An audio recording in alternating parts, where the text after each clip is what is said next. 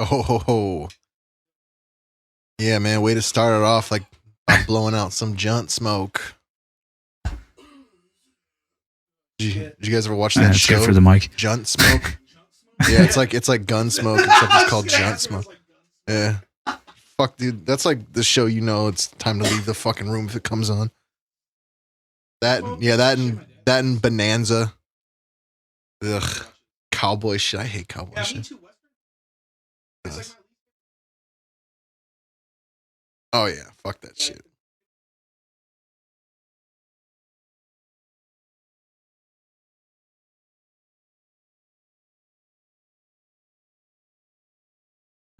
Pumpkin Hill. You want to hear something? Yeah, you know what I'm talking about. Yeah, I haven't fucking with the sick Linkin Park dude on the rap, shit. But it's not him, but it sounds like him. I never play Sonic Adventure 2. You've never played it? I never do. I played it once. I don't know. People like that one, but I like the first one more. I like them both. So Diplomat. Because I wanted to tell this to you because I think you would appreciate it. Yesterday, Sam cooked like homemade orange chicken, like from scratch with rice. And it was the first meal I've ever eaten in my entire life with rice. I've never eaten rice before. Really? Yeah. What? Or at least like you eat a good amount of Mexican food with no rice. Yeah, never. No rice. Shit. Why don't you like rice before? I don't know. I don't have a reason, but you know how picky I am. Right. And rice is the shit. Yeah. Yeah, it's good as fuck. I eat it like every day. I mean, it's terrible for you. You were defending me how I was branching out, so I was just like, hey, I'm branching out. Look at you. It was really good too. Yeah, orange chicken is awesome. Wait, have you never had orange chicken either? Never. Good God, man. Man, that's sick, dude. Nice. Well, anyway, we're not here to talk about and what's in chicken. that? So what do we got? You got a smoothie here today? Yeah, I'm almost done with it. It's got accumulating on the sides. I can get that with water later, but obviously, what the fuck am I talking about? Celery, carrots, laughter, a pear, some lettuce, doo-doo. Yeah, corn. Wait, what corn is making that brown? Huh? What else is in there? There's some pomegranate juice. There is some ginger, some chia seeds, and then an orange. And all those colors together make this fucking it looks so brown. Yeah. It's very orange when you I think it's like is it the bottle on the glass or something, yeah. Is it like is this like a formulated thing? Or do you just like throw whatever the hell you have in there? Shit in there, yeah. Yeah. Sick. Did it start formulated and then you got to that point? I mean, like when I first bought that blender, I like looked up some recipes because I was like, I don't know what the fuck. Well, like sometimes, I don't know if shit's gonna taste bad if you put it together. But most of the time, like anything you put together is gonna be all right. Oh, there's blueberries in it too. Nice blueberries and lettuce. Yeah, let us entertain you with some blueberries, boy. All right, good stuff. Yeah, it looks good. Like your own personal like V8. Yeah, right. It's fucking more like P8. Yeah. Yeah. Pate. Yeah. Yeah. Vader. Anyway, as I fuck up this joint, you're right. We are not here to talk about smoothies and shit. We are here for Metalcore episode number 2. Yeah. So, are you pumped? Yeah, I am. I like Metalcore. Me too. I'm excited. There's some cool albums we're talking about today. So the order is going to be me going with Misery Signals, then you, and then we're finishing off with some motherfucking God forbid. Some G for B, dude. Yeah, G for B. Yeah, the Bee Gees. Yeah. The website was God Forbid 1, I think. Was it really? Yeah. Somebody had was God it number forbid? 4? Yeah, God Forbid, yeah. Or maybe their MySpace was God Forbid, and then their website was the number God Forbid. And then I think okay. that might have been their MySpace URL, and then I think their website was godforbid1.net. I'm pretty sure that was their website. So there was another God forbid band out there, I take it. Yeah, or I mean that's like a very common phrase. Maybe some fucking Christian stole it or something. It could have been like what was that? Vampire Freaks? Could have been that. Yeah. It could have been something like that. God Forbidden Freaks. That'd be sick if you had a Vampire Freaks account. Ugh, fuck. And like you lived this alternate life that nobody knows about. Yeah. That would fucking that would be sick. Yeah. All the time. Stupid. All right. So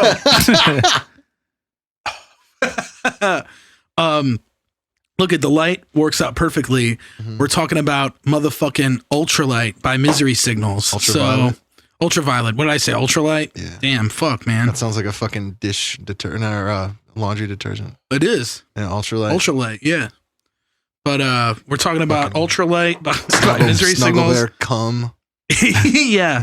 No, we're talking about Ultraviolet by Misery Signals. Yeah. Their new record, which came out this year. Was it a concept album based off the movie? Yeah. Yeah. Based off the Deaf Heaven record. Yeah. Ultraviolet? Or based on like the Deaf Heaven song, sorry. Yeah. Rose to Judah. Rose to Judah. Isn't that just Violet? I thought it was called Ultraviolet. Oh, fuck it. I don't give a shit.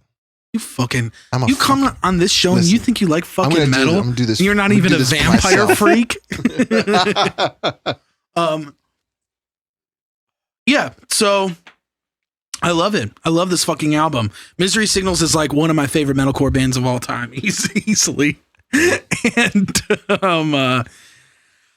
this record is, I don't know, there's a lot to it. There's a lot to, I don't even know where to start from with this, but I guess I should start by saying that like this is their first album back with Jesse on vocals from the very first record of Malice and the Magnum Heart. And if you're like a Misery Signals person, like if you like that band, you're usually like, you got your album that you love by them the most. You have the vocalist you prefer. It's like kind of like a Kill Switch thing almost, where it's like, Yeah, but you more pick a people side. tend to go to the older, like most people you talk to are like of Malice and Magnum Heart people. yeah, the first album. Yeah. There's not too many people besides like people in our group that talk about Controller being the best one. Yeah. And that was always my favorite. That's Like, the The first one. I like the first album's like the best, and everything else I've listened to, and I'm all right with it. And I like certain songs from every album, but first one's still like my favorite. well, you were one of the only people I knew that championed Absent Light when it came out. Because those like first couple of tracks are so good. They had that. They I like did this that thing that band Gorad does, where it's like, oh, I can hear a song. I'm like, this is fucking sick, and then I hear one more, and I'm like, I get it, Yeah. and then I'm out. Yeah. That's how that like, album kind of is. It's really good. There's some really good shit on it. Great moments throughout But, that album. Yeah, I think the last song was really sick too, and the intro was really sick. Mhm. But yeah, I don't like when they're trying to be. I like when they're more melodic. That album's really heavy. Yeah. Same. I don't think they're as good when they're heavy. I like the more melodic shit as Yeah. well. And there's Which this album has so in spades. much of it. Yeah. This whole that Ultraviolet is like the whole thing is melodic. Besides that fucking. Besides the one fucking song, the River King, yeah. That's the only like heavy song. But there's like the intro is like melodic and post rocky esque. Yeah, that shit is. This might be like my favorite Misery Signals record dude, now. It's a good. so good. It's a good comeback, right? Like as far as like, I probably hadn't listened to it since the week it came out, Yeah. and I maybe listened to it somewhere between like 5 and 10 times. It's so quick. It was like I was playing Max Payne when I was listening to it, Hell yeah. and I It's just a short like, record. Yeah, I had it on. I listened to it maybe like 3 times the first time because it's like it's an hour and a half. You know, it's fucking easy to listen to. And yeah, I hadn't listened to it since then, and I forgot how like it is fucking sick, dude. Yeah, it's awesome. Really good, and it's a good comeback record because like I don't know, so many comeback records are like stupid fucking fan service, Yeah. and this one is it has that because the dude is back. Yeah, Jesse's singing. back. But yeah, Jesse. But it doesn't feel like No, they're a not sequel like, to of Malice at no, all. they totally took a new they took a new direction. I mean, you can tell they fucking took 8 years off writing music. Yeah. And Yeah. it shows it's really good. It is. It's great. It's such an awesome record. And yeah, so I guess the basic gist of this band is like they started out formed out of a big. I'm not going to get into the whole forming of I the still gotta band. watch that documentary. It's good. You guys should. They have a documentary. Yesterday Was Everything, I think it's called. It's awesome. Watch it. But Jesse, the first album, they kick Jesse out. Then they get Carl Schubach, who's on every album up until this new one. And they kind of did him a little dirty. Like, Yeah, they didn't really tell him they were kicking him out. yeah, shit. and they just kind of booted him one day, and like you could find all the history on Lambgoat of that whole thing about something to watch, and it's hard for a band you like to do that to a vocalist that you, because I was always a Carl guy too, like. Yeah, he's good, dude. Yeah, I got into Misery Signals when I want to say when Controller came out. That was like the first time I'd ever really gotten into them or listened to them. What was that solo project Carl Schubach had? Solace, I think it was called. Yeah, that's a fucking sick record. I never listened to that. It's really good. Yeah, I It's heard it was really all good. good, like Misery Signals, melodic shit. Yeah, and he did that between I think Absent Light and Controller because there was some time off Yeah. between that It too. was like 2007 was Controller. Yeah, 2008, and then 2012 was Absent Light. and I think yeah, you're right. I thought Controller was 2008. Maybe it was. Yeah, somewhere around there. But anyway, they did it, and they're just, oh man, I just love this record so much. It's but good. like, yeah, so they kick Carl out of the band. They do the Malice 10-year anniversary tour with Jesse, and then everything's kind of left up in the air as far as if they're going to continue as a band or not, because they've been pretty burned, I would say, over their career, just like missed opportunities, and like I personally don't think they were ever as big as they could have been if they were more consistent with stuff, because like after Controller they kind of dropped off again. Like they toured for a long time, but then they had guys come in and out of the band. They did Absent Light, and that was like a crowd-funded record, right? Yeah, Absent Light was crowdfunded. It was, yeah. And I think it was. It was like in the early stages when crowdfunding was. Yeah, 2011 and yeah, shit. when that was like a new thing. And you know, I don't know why I never gave Absent Light as much of a fair shot as I should have, but I like it now in retrospect. Like I just listened to it like because somebody played it in the van on tour, and I was like, oh, this is actually sick. And then I listened to it all, and then I was like, oh yeah, I do like this album. Thinking about it though, it probably is like my least favorite of theirs. Same, which is a really hard. It's just that's a hard choice to make, but I mean, there's no way it's better. It's not better than Mirrors. No way. It's definitely not better than Mirrors, and it's not better than the first one or Controller or Ultraviolet. Yeah, but it's still a good record. Yeah, it just sounds like you know when you like find a band. Or you see a band like make a record and it just sounds like they're trying to sound like said band. That's kind of what Ultraviolet reminded me of. Or I mean, Absent Light was kind of like Misery Signals trying to be Misery Signals, but they didn't really need to do that. Yeah. I agree. Yeah. But anyway, here we have Ultraviolet. It's their first record back with Jesse on vocals. They decided to write new music. And it's just so fucking good. It's just so good. It's so fun front to back. Like it's short, it's easy, it's digestible. It's not like a complex record. It's not hard. There's a dubstep song on it. Yeah, there's a dubstep song. There's a fucking reggae song. There's a yeah. That part's sick though. Track that song's 4 or cool. whatever. Yeah, I like that song, but I was like, I turned it on. I was like, "What is this, a dubstep record?" Yeah, dubstep record. So stupid. It's interesting because like this record, like I said, it does. And the song I picked for everybody to check out was Sunlifter. Sunlifter was actually a B-side from Controller, I believe. Yeah, it was. Or I don't know if it was a B-side of Controller, but there's a version of the song out there that they released on a limited 7-inch. With Carl on vocals. It was when he was still in the band. It was like before Absent Light came out, so it's an older song. And I guess like. What's been cool is like they've been with the release process of Ultraviolet, they've been super transparent about a lot of shit. So they do like all these like interviews and like track breakdowns and shit like that. And I love stuff like that. But yeah, basically, I guess like Jesse liked that song so much. He was like, let's just bring it back. And they're like, okay. But it's cool because it's a good song. And it's like such run of the mill Misery Signals shit, like easily. But the whole record's cool. Devin Townsend came back to do vocal production on it. And he's even on some of the songs if you listen closely. Oh, really? What songs? He's on Old Ghosts. Okay. Like in the choruses, like he does some like of the like rough scream singing stuff. And I believe he's on. Oh, does he do? Okay. Is that I think I know what you're talking about. I didn't realize that was him. I thought that was just Jesse.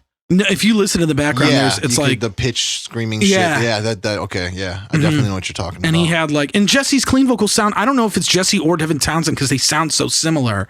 What was that song Redemption? Yeah. Yeah, that sounds like him. That sounds like Jesse. To me, it sounds like Devin Townsend. Oh, really? But I think he does harmonies on that song. Maybe he does, yeah. And like, doubled. It's very like, you could tell Devin like engineered that whole thing because it sounds like something Devin Townsend would put on a record of his, like the melody and shit. Yeah. But it's cool. Yeah, this record, it's so fucking, it's like, it's great, but it's like, there's so much cool shit to it. Like, I don't think there's a song I skip on this album ever. No, definitely not. Yeah. Except maybe River King. I don't know. Yeah, I like that song, though, for a heavy song. I like to skip it. Do you? Yeah, I don't know. It's okay.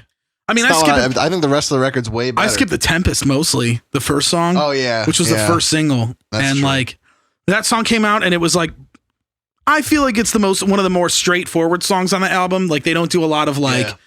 There's not a lot of technical crazy shit going on there, but it's cool and it sounds like Misery Signals. And I just remember being like, oh man, like this could just kind of be like another skating by record for me. But then they did River King and I was like, oh, this sounds like, it doesn't sound like anything they've really done before. It just sounds like a heavy song. Yeah, I mean, I think those two singles are like my least favorite songs on the record. Well, I like River King a lot, but. Because I like, The Fall is probably my favorite song. And then, The Fall's good. Funny thing, because fucking it sounds like Pete's old band Sunseller. They have the first song in their EP Light Leaks. It's like the same rhythm. Yeah. Funny. They ripped them off. Yeah, dude. They probably did. That's funny. Probably heard it. Yeah. That's a good idea. That's ours now. Yeah, but that riff is sick, and then I like that song Cascade Locks. Yeah, that's probably my favorite song on the album is Cascade Locks. That song fucking kicks ass. It sounds like the intro sounds like post-rock shit, and then it turns into like the most melodic thing you've ever heard. Yeah, dude. Very sick. Yeah, that's such a good song. Melodic I really like hardcore that song. champions. If I was a fucking reviewer, I would probably write that. Melodic hardcore champions. Misery signals. Yeah. Misery index have returned. Wrong. Yeah. Sick death metal guy. What? How could you say that?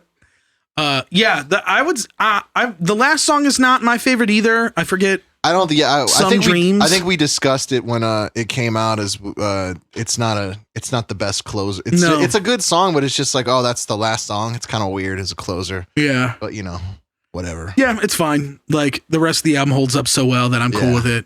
The Fall is really good. Redemption Key is cool, and that song Through Veils of Blue Fire, which was apparently supposed to be the intro. The whole last half of that record is like the shit, dude. Yeah, it's awesome. It's such a good album, and it's just super cool. Like I love that band, and I was so pleased with. I spent so much money on that album too, like on the pre-orders and shit. Yeah, because I don't know.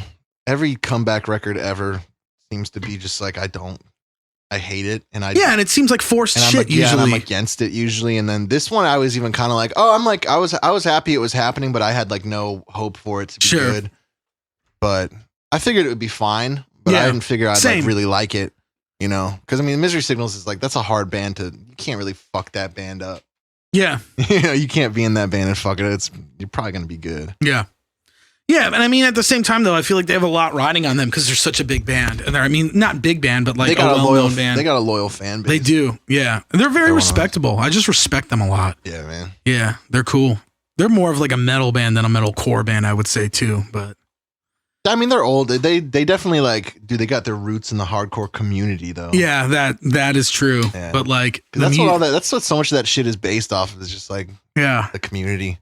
But all the riffs and like all the melodies and all the crazy shit going on, like you can tell those guys listen to fucking Sigur Rós, and like maybe a little bit of Hatebreed, Pantera, Hatebreed, Sigur Rós, and like Enya, fucking Steely Dan, Steely Dan. UFO, UDO. UFO, dude. I haven't thought about that band forever. Yeah. Sick band. Hell yeah. Yeah, they suck. UDO and Accept. Yeah. Ugh. Yeah.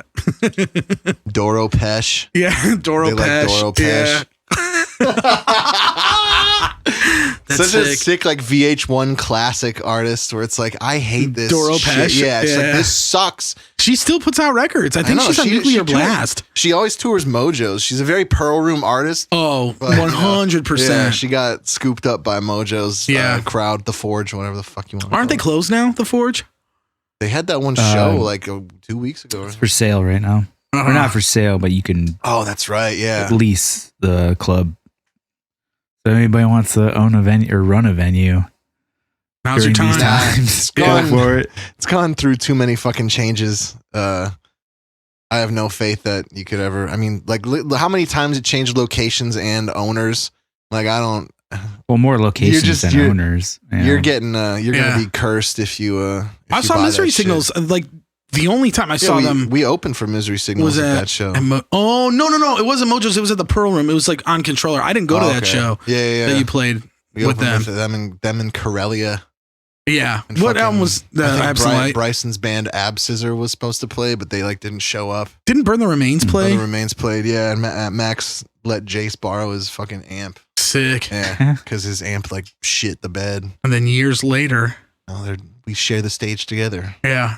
And Jace is still Max is still sharing his share each other's pants. Yeah, I shit Jace's pants. You shit Jace's pants? He takes them off. I shit in yeah, where do you do Stomp it into the fabric. Yeah. What do you do it on stage? I usually do it before we go on. Yeah. You just stomp it out to let like. That'd be sick to go on stage with shit stains on the back of your pants. Bold, man. And just play like backwards most of the night, or do a lot of moves so you show off your ass. Yeah, so go mess with your pedal board. Yeah. Oops. The super fans in the front will dig it. Yeah. Oh my God. Jay shit on me. It's retarded. That's an idea that I don't know, maybe if we hammered it home enough, he'd be down. But I don't think it's No, he'd fucking never. Yeah. If he was drunk enough. I'd piss my pants on stage. Would you? Oh, fuck yeah. No, you wouldn't. Would you really do that? I don't know. Maybe if it didn't look silly as fuck. Well, how would it not? I don't know. Like, what would it? But like theoretically, I would piss myself. And like if I was at Reggie's or something and I could shower right after, I would probably do it. That would be sick if like you did it and you just convinced everybody that you thought you were going to get shot on stage. Like you were having a paranoia attack. And you're just like, yeah, I just pissed my pants because I was simulating my brain to think like that would be like the only reason I would be like, oh, okay, that might be true, but no way. Because I had a panic attack and pissed myself. Yeah. Okay. All right. Well, back to the subject at hand. No, what are you going to say? No, Bill, you probably got some OG knowledge of Misery Signals. You never saw them live or anything? I opened for them at Cobra Lounge a long time ago. With Roman Reigns? Yeah. It was a post show after it was Veil and Maya after the burial. Misery Signals. Oh, I remember that tour. Yeah. That's cool. That was a lot of fun. Because that was like the first time I actually got to see them live. And was it sick? Yeah, they crushed it. Like they sounded so good in that room. Like that's awesome. That's a tough room to sound good in, and they fucking nailed it. Yeah. That was cool. But before that, I don't know, for whatever reason, I never went and saw them live. I kind of regret it because I'm sure they played all the cool spots I used to go to, like Arabian Nights and all that kind of. Not Arabian Nights, Arlington Height. VFW? Yeah, VFW. I'm sure they fucking played there. Tom would probably have, like, I'm sure Tom went to What's Arabian Nights? That's the old horse farm in Carroll Stream. It's gone now. Oh, yeah. Carroll Stream or Willowbrook. They definitely played the old Mojos. I know they did that. I'm sure they did. Yeah, like, they're around forever. And there's videos of them playing there live because there's that song Ebb and Flow from Controller. They played at that shit, like the old Mojos. Oh, sick. I was trying to find live videos of that once, and I saw it was at Mojos. Carry me off to sleep. Good song. Yeah. Good cry part. Yeah. Dreams away yeah. Super low vocals. Yeah. I love how low the vocals are on this album too. Yeah. Like Jesse sounds he really sounds good. like Carl. Yeah. Like sometimes I forget he's on the fucking record until he sings. And then I realize it's not Carl Schubach. He sounds huge on this album. Do you like it? What do you think? I liked it. Yeah. I didn't mind it. It's like I said, it's like all the other albums where it's like I hear it. I'm like, all right, I get it. Yeah. And I'm like, I'm all right with it. It's not bad by any means. I think if anybody is a fan of Misery Signals, there's no reason for you not to like this album. Yeah, you know, absolutely. Like, there's some awesome moments on it that's just like, oh yeah, this is definitely these dudes like doing it. I mean, if you like Misery Signals, you'll like this album easily, like without a doubt. Like those dudes are always good for just some of the weirdest riffs and like mashing them into like these huge breakdowns and then in these massive melodic parts, like doing weird like tempo changes and shit. Yeah, like they're so fucking good at it, and like they just manage to always do that. Yeah, and it's got to be because like those two dudes are brothers, like Ryan and Brandon Morgan. Twins, they're twins. I thought they were fraternal twins. I don't know if they are or not. They look really fucking similar, almost identical. Yeah. The guitar player's a little more handsome, but that's about it. Yeah. Well, there's a story. They have some story about how like. When they would go into Canada, they like I guess Ryan had priors on his record, so he couldn't get into fucking Canada. So what he would do is he would take he had like two IDs or two licenses of Brandon's. He would lie and say he was Brandon Morgan, and like they would have to split up and go through different entryways. What the fuck? Like to get into the country, and it worked like a bunch of times. There's some good stories about That's such a risk. Yeah, it's nuts. Yeah. Where did you hear that? It's on the DVD. They talk about it. Oh, really? Yeah, on the documentary. Yeah, it's pretty wild. They talk about that whole thing, and like where are these guys from? All over the place. They're from now they live all over, but it was originally Wisconsin, and then it's like Madison or something. I thought it might be Madison or Milwaukee. Yeah. And then I think you're right. It was Milwaukee. I think it's Milwaukee. Yeah. And then the other guys are from Canada. They're from like Alberta. Yeah, Carl Schubach was from Edmonton. And then like they all like moved across the country. Like I remember when they were talking about Absent Light, they're like, oh yeah, like everyone lives in a different state. This guy lives in Maryland, I live in Minnesota, this guy lives in Idaho. Yeah, I think Ryan lives in Idaho or some shit. I think Brandon's a drummer, right? Yeah. I thought he lived in Idaho. He might be him. Yeah. The bass player lived in Maryland or some shit, and then Yeah, it's like all over the fucking so country. Weird. Like what the fuck, man? Yeah, at least like some people guys, gotta, like, we live crushed in the it. same Now let's all move to different states. Well, like they all what? do such like Ryan is like a jujitsu instructor and a teacher. I think Brandon, I know he does like drum teching for bands and stuff like that. And I think he has another big boy job. Jesse's a school teacher. Kyle is like a tour manager for Comeback Kid and a bunch of other bands. And then Stuart plays in Comeback Kid as well now, as well as Misery Signals. So like, they do that shit. But I think Misery Signals at this point is just like a side thing for them. Like it's a side, like not their main project. Yeah, they do tours every like 2 years or something. I think they did. When did they do that of Malice one? Like 2016 or something? That was I think 13. Oh, was it that long? Yeah, because that album came out a really long time ago. Yeah. Because they did. I think that was when we saw them. Well, when we saw them, or when we opened for them, it was 2012. Yeah, I want to. It was like the beginning of 2012, and they didn't tour for a while. I want to say that Malice, because it was a 10-year, wasn't it? So I think it was fucking. Yeah.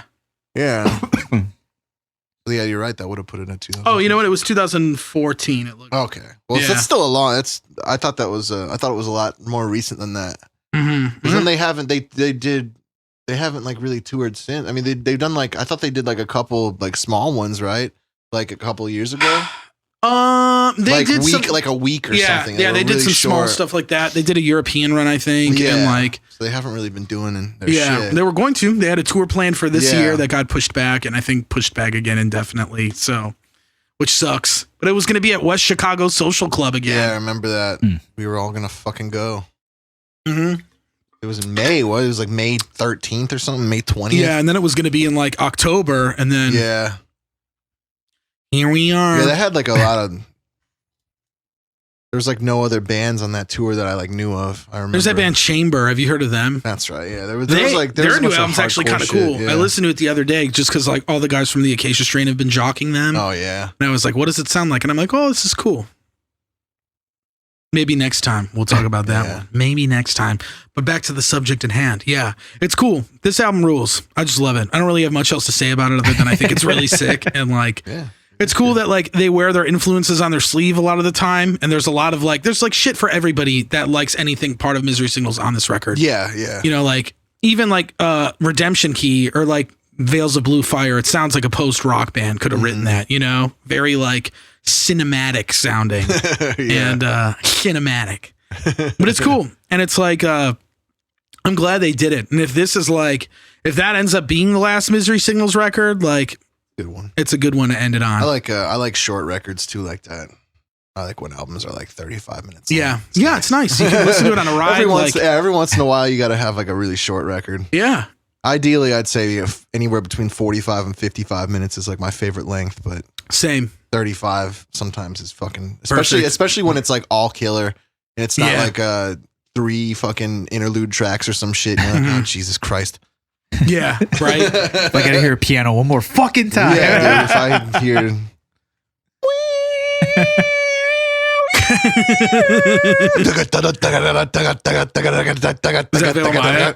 something like that. Yeah. I love how that song is the best. That is the best. Yeah. You know, it's like, dude, there's like 3 songs on id that do that. It's just a breakdown. Yeah. Oh, on id. Yeah. There's 3 interlude tracks on that record. Circle.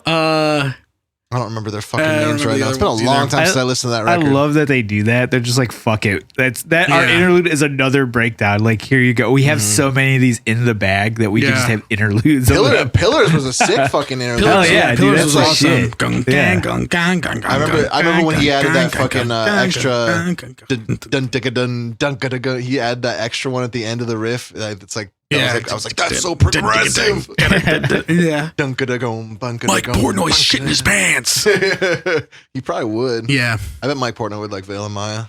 Oh, definitely. Yeah. But anyway, I'm sure at some point I'll pick the other Misery Signals albums to talk about on these episodes because they're so big and there's so much to them. I want to do the first one so bad. Oh, you should. Do it just because we did this one. So you should. Of Malice and Magnum condoms. Yes. Yeah. But like Magnum dogs. Yeah. It's interesting because this band I feel like paved the way for a lot of other metalcore bands that exist today. Oh yeah. You know, like Counterparts wouldn't be a band if it wasn't for Misery Signals. Complete unsung hero for sure. Like they don't I mean, they do get credit a lot, but they're like one of those bands that like a lot of bands ripped off. I mean, For the Fallen Dreams, sounds like that shit. Fucking Counterparts, fucking Ghost Inside, shit like that. Yep, very much. I should do a Ghost Inside record. You pick it. I'm not picking that shit. Fucking horse shit. I'm just kidding. Yeah, that's funny that they fucking they like regretted kicking their fucking bass player out. Yeah, that is pretty nuts. Did you hear about that whole thing? What happened? Do you know the band The Ghost Inside? Are you familiar with their story? The name sounds familiar. Big hardcore band. They got into this huge bust accident where like one of the guys had to get his leg amputated. Yes, and like, did, a bunch of shit. So they finally like made a new record, and literally the week of, some guy spread this rumor about like their bass player saying the N-word. Yes, I do remember. I think we've talked about this. Yeah. Yes, we talked about this on here before. So wait, what's the update now? They came out and they kind of just said like that they like...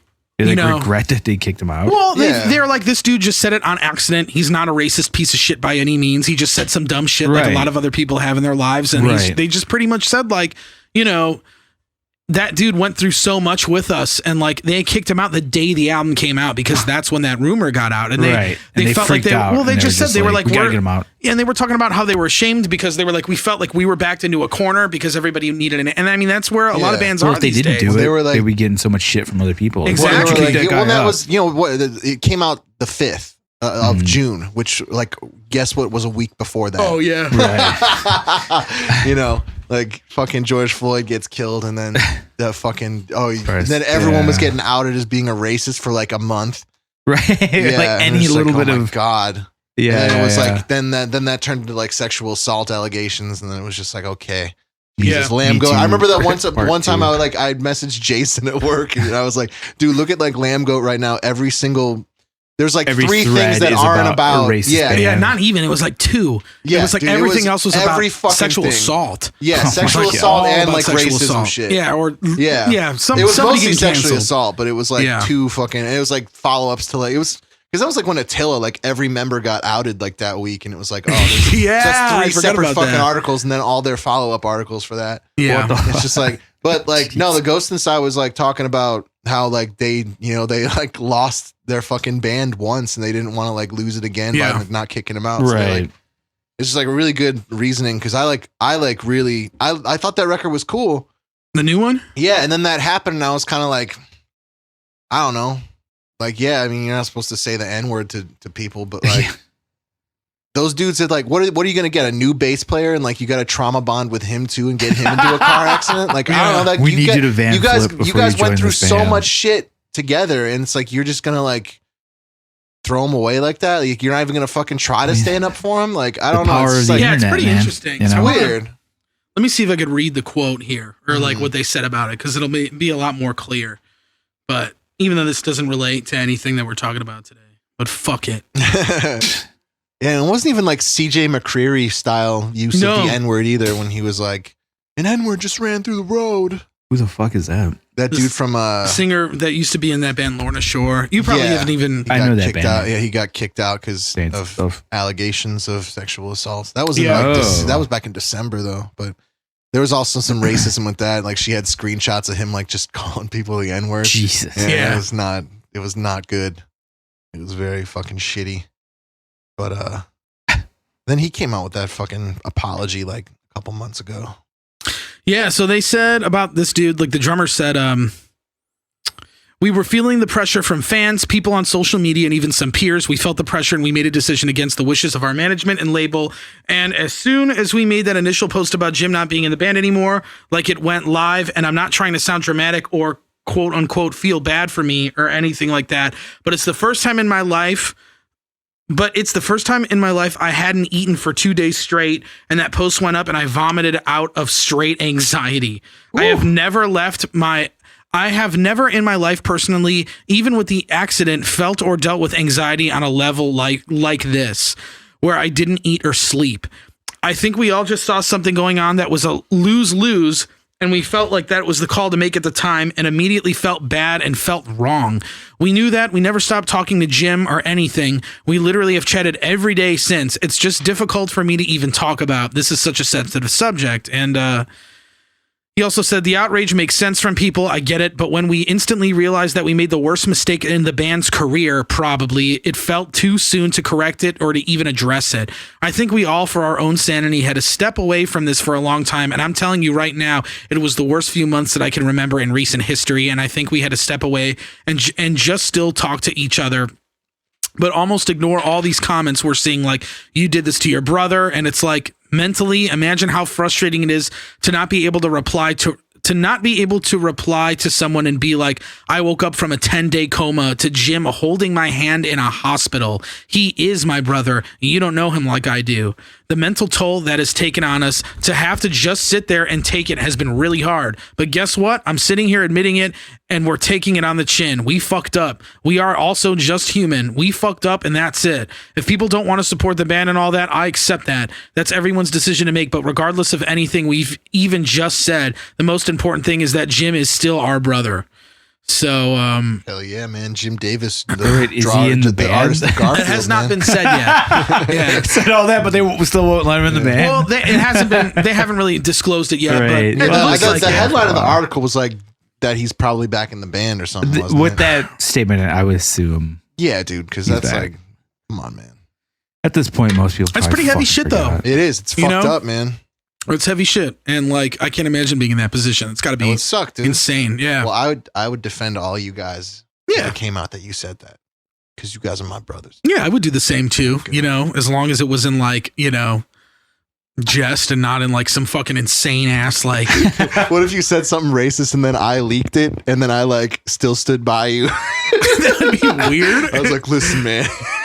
Listen, man. He's my brother. He's my brother. This is But my you told fault, everybody but that he's- he did that. He's Yeah. my brother. Yeah. That would not work. Do it to Max. Yeah, I will. Yeah, because he is your brother. He's my double Listen, he's- brother, man. Yeah. He's my real brother and he's my stage brother. Yeah.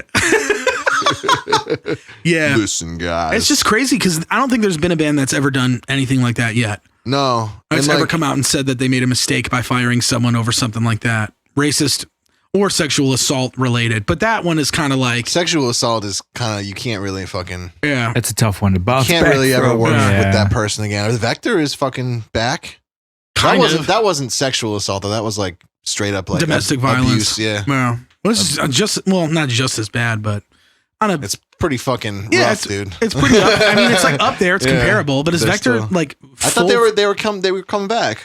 I They mean, had I thought dudes- so too, but I haven't heard much from it. You know, They just released that statement where all the dudes were talking about like why they were still in the band and shit, or like why they were gonna be in the band. I gotcha. Yeah, I don't. Yeah, I really don't know. I don't listen to that band, so I don't really follow it. Yeah, but I never I got just too think that into whole him. shit is like fucked.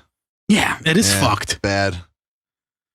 Yeah, and I mean, if someone was like legit racist, like, yeah, don't keep them in your fucking band. That's ridiculous. But like, Yeah. you know, and you also probably shouldn't be saying that to like Yeah, a dude. bus driver on Warped Tour or whatever. But Dude, you know who is the fucking OG kicking out someone because they're racist? Ugh. Fucking John Schaefer from Iced Earth, man. Really? Yeah, remember like the guy from Night of the Storm Rider?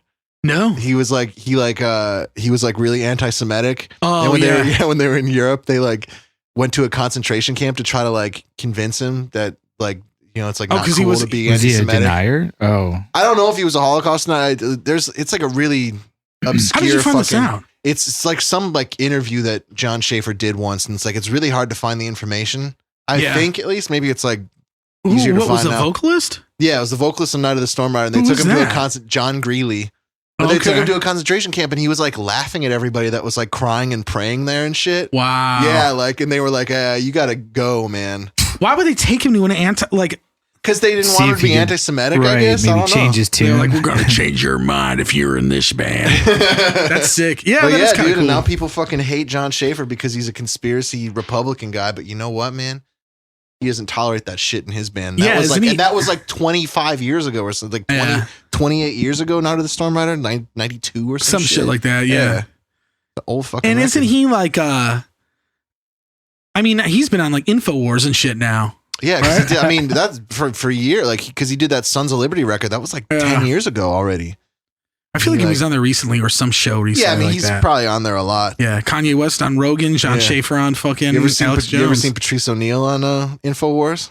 No, he Yeah. was on What? InfoWars. He went on Infowars, yeah. No, he didn't. Yeah, he did. What You did he can find say? it. I believe you. I don't know, it's good He's just being Patrice to Alex Jones. Oh wow! So it's like really, it's a weird dynamic because Alex Jones is very like fact guy, and Patrice is just like you feel me shit. Yeah.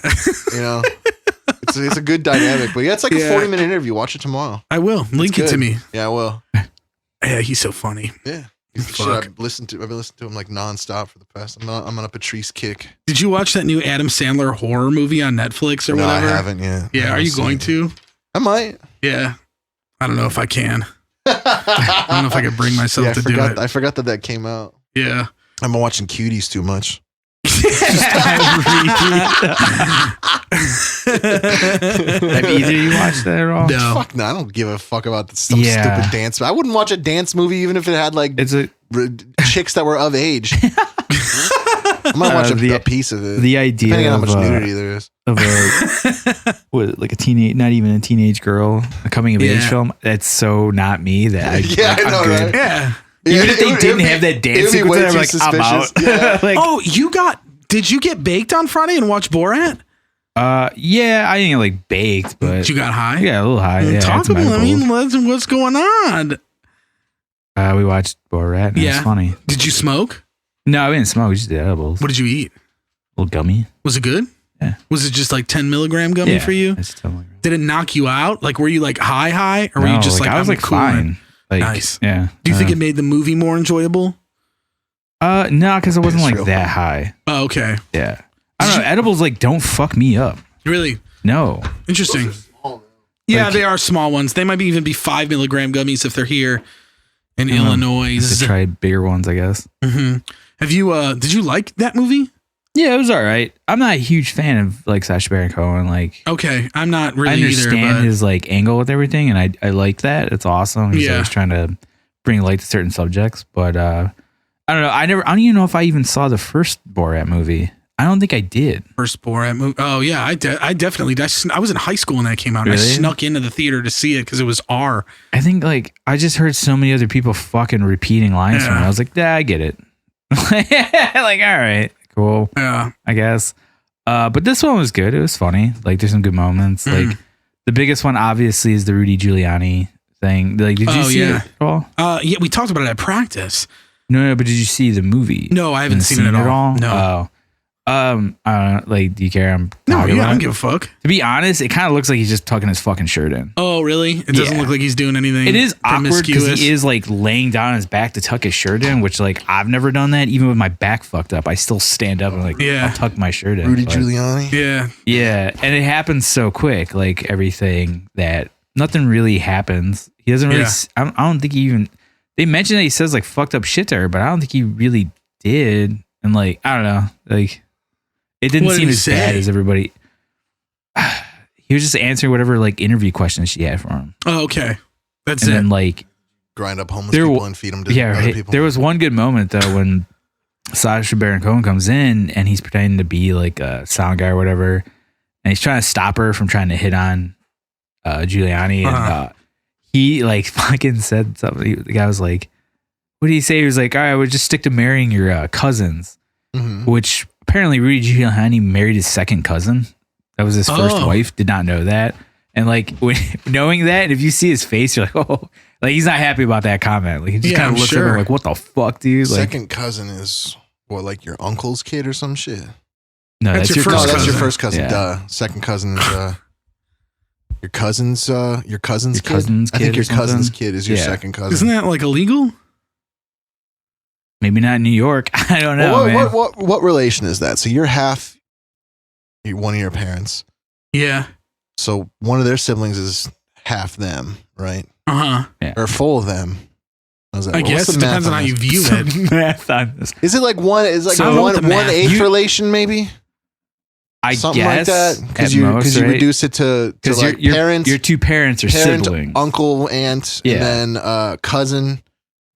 And then another cousin. So, yeah, like an eighth. If you just do it a half every time. I don't know. That's still weird. Oh, it's very weird. It's so fucking weird. Like, yeah.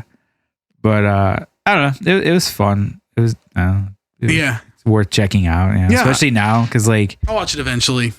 You know, he did that in the summer, and like going into like when COVID was getting bad, and like the shit that goes down during that is like pretty funny. Like, wow. He spent like a whole week in a cabin with these two fucking rednecks, like in character apparently, like the whole time. Yeah. For a week straight. And filmed all this shit. Yeah, I mean, that's the kind of people he had to hang out with that wouldn't know what the fucking movie is. Right. Well, when I heard that was coming out, I was like, who still believes that he's Borat? Well, the angle to it is he goes undercover. Fucking characters. He goes undercover as Borat because he has the fucking Trump mask on the thing. Okay. Right, and he even like covering his left eye, mind you. It comes up like in the film where he's like walking around. People are like, Borat, like what the fuck's up? And he's like, I gotta like hide. I'm too famous in America. So like that's how they set that up.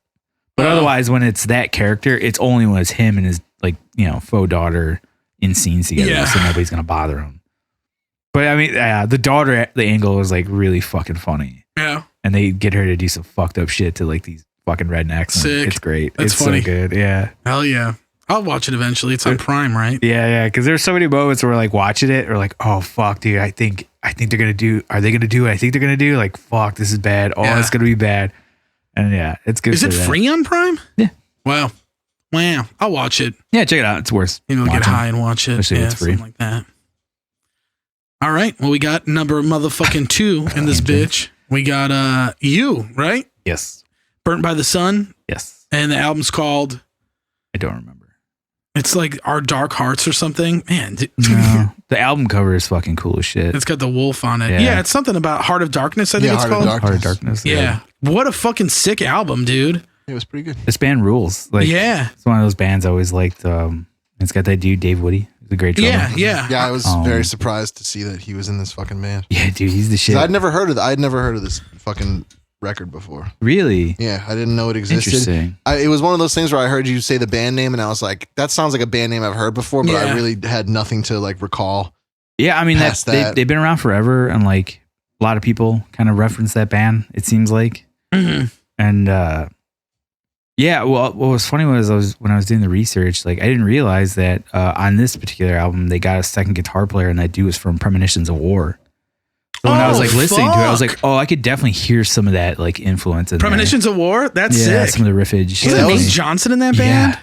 That was one thing I noticed about that record was I was like, just because like the way tonally it sounds, I was like, oh, this is like a mathy record, like Blood Has Been Shed. But then you kind of listen to it, you're like, there's not much like complicated shit going on. It's just heavy. It's like heavy and like super groovy. But it has like that fucking, I mean, like you picked Blood Has Been Shed last time, and they're like way more technical, obviously. Right. But like it had that sound to it, so it was like fooled me for a little bit. And then I kind of was at the end of the fucking, I'm trying to find the song title, because I was like, it's like a 2-minute song near the end of the record. Yeah, Beacon. That song is just like straight up fucking like riffage, and I was like, oh, this is like a fucking terror song or some shit with tritones in it. And it's like then I listened to it again, and I was like, oh, this is like it's like a really simple record as far as riff wise. It's nothing too there's like blasts on it and shit. Yeah, like, it's really intense and shit. It's cool. Yeah, I mean, it was funny because like I like this band. Like, there's only 3 albums that they have. I like all 3 of them. I think are great albums. Oh, you do like all 3? Oh yeah, hell yeah. How did you get into them? I don't know, man. I think it was Tom and Jack discovered them. And did you discover them when this album came out, or before? You already knew who they were. One. Yeah. Because like, do you remember Hellfest at all? Yeah. So they were. They're a very like, Hellfest. Yeah. They were one of the bands on there. There was like a live video of them doing. Was it Dracula with Glasses? Which that song's like the shit. Yeah. Right? And sick title. Yeah, and I was like, dude, this fucking rules. And like, and Tom and Jack were like, yeah, this band, they're the shit. You should like check them out. I was like, all right. And then bought the first album, the next album, this one after it. And I would have picked the other ones, but I think production wise, this album sounds awesome. Yeah, it does. It sounds so good. I love the way it sounds. And this was a comeback record from them, if I'm not mistaken, right? Yeah, they were on a hiatus for like a good minute. And eventually, for whatever reason, came back, minus the bass player for whatever reason. I don't know why. And they do have a new band. It's Dave Woody, the singer. River Black, right? No, something Black. River Black. Is it River Black? I swear. Yeah, because the dude from fucking Revocation's in the band. Oh, okay.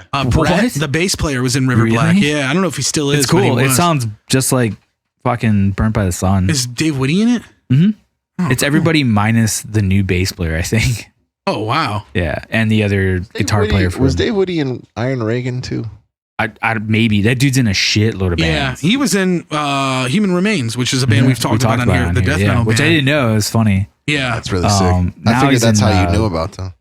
No, now he's in Brain Tentacles with Bruce Lamont. Yeah, he's been doing that. And, that was cool. So like we met him, and I was just like, dude, this is fucking Dave Woody. Like this guy is the shit. Yeah, he's in like 50 fucking bands, I know. dude. And it Went turns to his out Wikipedia, and I was like, damn, this motherfucker. he's a fan of Something Is Waiting.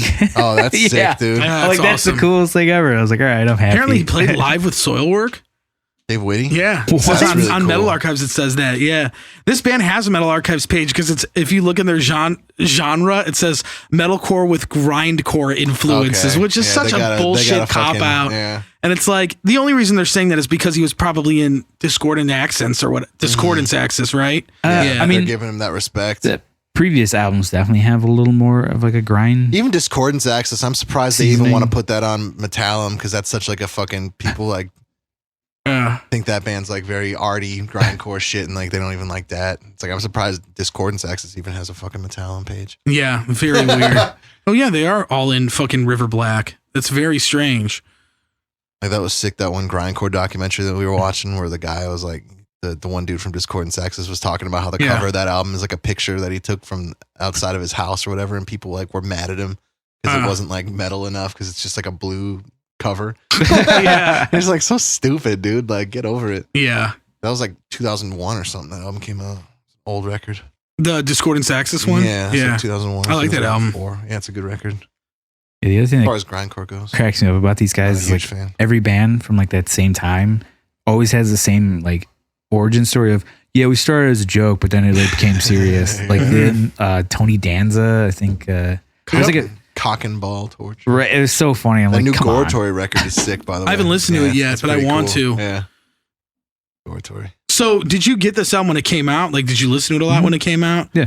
Okay. Yeah, I don't know a lot about this band other than I know that they're like a cred metalcore band because like Yeah. I've seen their name everywhere. Like I remember I saw when Burning the Masses had Big Chocolate in the band. He had a YouTube channel and he would do diaries every day. So when they would go on tour, he would do like a video every day of the tour, and they were touring with Suffocation in Europe. And like Frank Mullen was wearing like a Burnt by the Sun hoodie for a couple days, and I was like, oh, interesting. I wonder if they're like sick. Like, but I never really listened to him. They're kind of like Frank Mullen is definitely a guy you check out what his shirt is. Frank Mullen. That's- Oh hell yeah.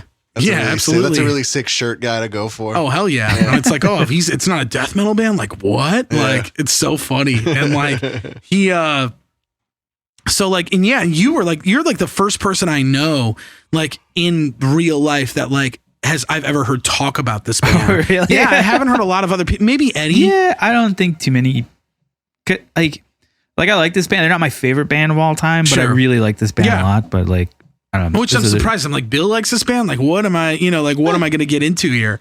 But it was really fucking sick, man. I was surprised at how sick it was. It's just a good groovy metal band. Yeah. And they have like this is another record where like I really liked almost every song on it. Like it was nice. just so fun to listen to. Like I put it on when I was Everything's working pretty the other quick day. too. Yeah, it's not too. It's a 34-minute record. Yeah. So another bite size. another quick one, but like the songs are very well paced and they're all interesting and like there's all these weird ideas in some of them. There's some heavy shit on the record too, and I love the I like vocals. That song Goliath is really sick. Yeah, really cool. I thought Interstation was really good. The first song, I really like the one F Unit. That was It's a really fun good. one, yeah. Goliath was cool. I didn't hear the one song because it was blocked on YouTube. So there's like one song I didn't get. Really? Rust Future Primitive, the longest song on the record. It's blocked on YouTube. Oh yeah. So that's the only song I didn't Weird. hear. That song's cool. Yeah, and so is A Party to the Unsound Method. That song was really cool too. A lot of these songs are really cool. Yeah, that's just kind of like the MO of this band. It's Yeah. just- the songs don't do anything too amazingly flashy, but like it's just all solid. Yeah. And everybody just does their part and does like a really good job with it. And yeah, I don't know. It's always a fun listen to. Like I always have like a bunch of stuff saved on my phone and whatnot. And Uh-huh. they're one of the few bands where I have like their whole album saved. Yeah. I can if a track comes on, I'm like, all right, I'm in. Fuck Like, yeah. doesn't matter That's awesome. what track it is. I love that when you have like an album on your phone that's saved. It's So just it's like no like- matter if your phone shits out with signal, Yeah. it's like, well, I You got gotta have this. something on there. Yeah. I just got a new phone, so I don't have anything like that on here yet. yeah, I just got a new phone as well. Yeah, nice. What'd you got two get? phones, man. One for your bitch and one for the road. Right? One One for for the drugs. bitch. That Kevin, One for the that road. Kevin Gates song. I No. got two phones. Get a burner phone. Yeah. I can't afford 2 phones. I Yeah, can you barely can. afford this one. Oh, if it was like a You can get a $20 burner. Yeah. Got 2 phones. What are you gonna swipe on Tinder there? Yeah. Yeah. Tinder for a fucking Motorola Razr. Yeah, Would be right. sick. You gotta spend extra money for data. Yeah. Fuck yeah. Anyway, yeah, this album's cool, man. Dave Whitty, like, I knew he was in this band, so I knew there had to be something sick going on. Cause like, Can't be bad, right? yeah. Like, Well, his main thing now is municipal waste. Like that's been for a while. I mean, that's like he's been in that He's band been for their there entire That's forever. career. probably what's known. That's what he's known for now. Yeah, the most. yeah, But which I don't think I've ever checked out that band. municipal They're waste, pretty cool. thrash I band. don't They think got so. some cool I saw stuff. him live once, and that won me over. Oh, I was really? like, oh, it's cool. With fucking At the Gates. Yeah. Yeah. Oh, with Darkest Hour. Mm-hmm. Yeah, I remember Toxic that. Holocaust, them, and Darkest Hour and At the Gates. I wanted to go to that show. Their I didn't comeback go. tour. Yeah. Well, that was like they Sick did the Suicidal Final tour. It was supposed to be like just a reunion tour, and that Yeah. was it. And now they're And they became a they're band. doing their 3rd album back right now. Is it their 3rd now? Yeah. And you're right. Fuck. Yeah. I thought the last one was really sick. I didn't listen to it enough, but I did think it was cool. It was I better like than the first. See, I didn't- disagree. I yeah. thought At War with Reality was better than this one. Yeah. But man, that band's sick though. Yeah, I mean, I'll stick to the oldies. Yeah, I'll stick to Slaughter of the Soul. And Terminal Spirit Disease is good too. What I about- don't ever listen to Red in the Sky because it sounds like an asshole. What about with Fear I Kiss the Burning Darkness? Oh yeah, that one too. I don't Yeah. listen to Oh, that either. I one's forgot cool. they got 2 of those. They got 2 fucking records before that. Mm-hmm. Before Terminal Spirit Disease. But Terminal anyway- Spirit Disease is even like on the line of like I can't listen to this because I can't tell what's going on. Oh yeah, yeah. Like the if you production's pretty can't, you rough. can only listen to that in complete silence. Like if you're in a car or something, it's just gonna be like on the highway. Yeah, you're not gonna hear shit. cymbals and like shitty distortion. You should make a playlist, call it like airplane metal, and then pick like all like obituary Yeah, and shit, like you can't, yeah. at the old Dude, at the gate. That's so fun. Obituaries, like I was trying to listen to them because I listened to Cause of Death, and that album actually sounds okay. Yeah, But every other obituary record sounds like shit. Pretty like, rough. from the 90s. It's just like, or the 80s. mm-hmm. And it's just like, ugh, that sucks. It's coming back, man. Yeah, I know. Great. It's coming Sounds back. good, guys. Revival.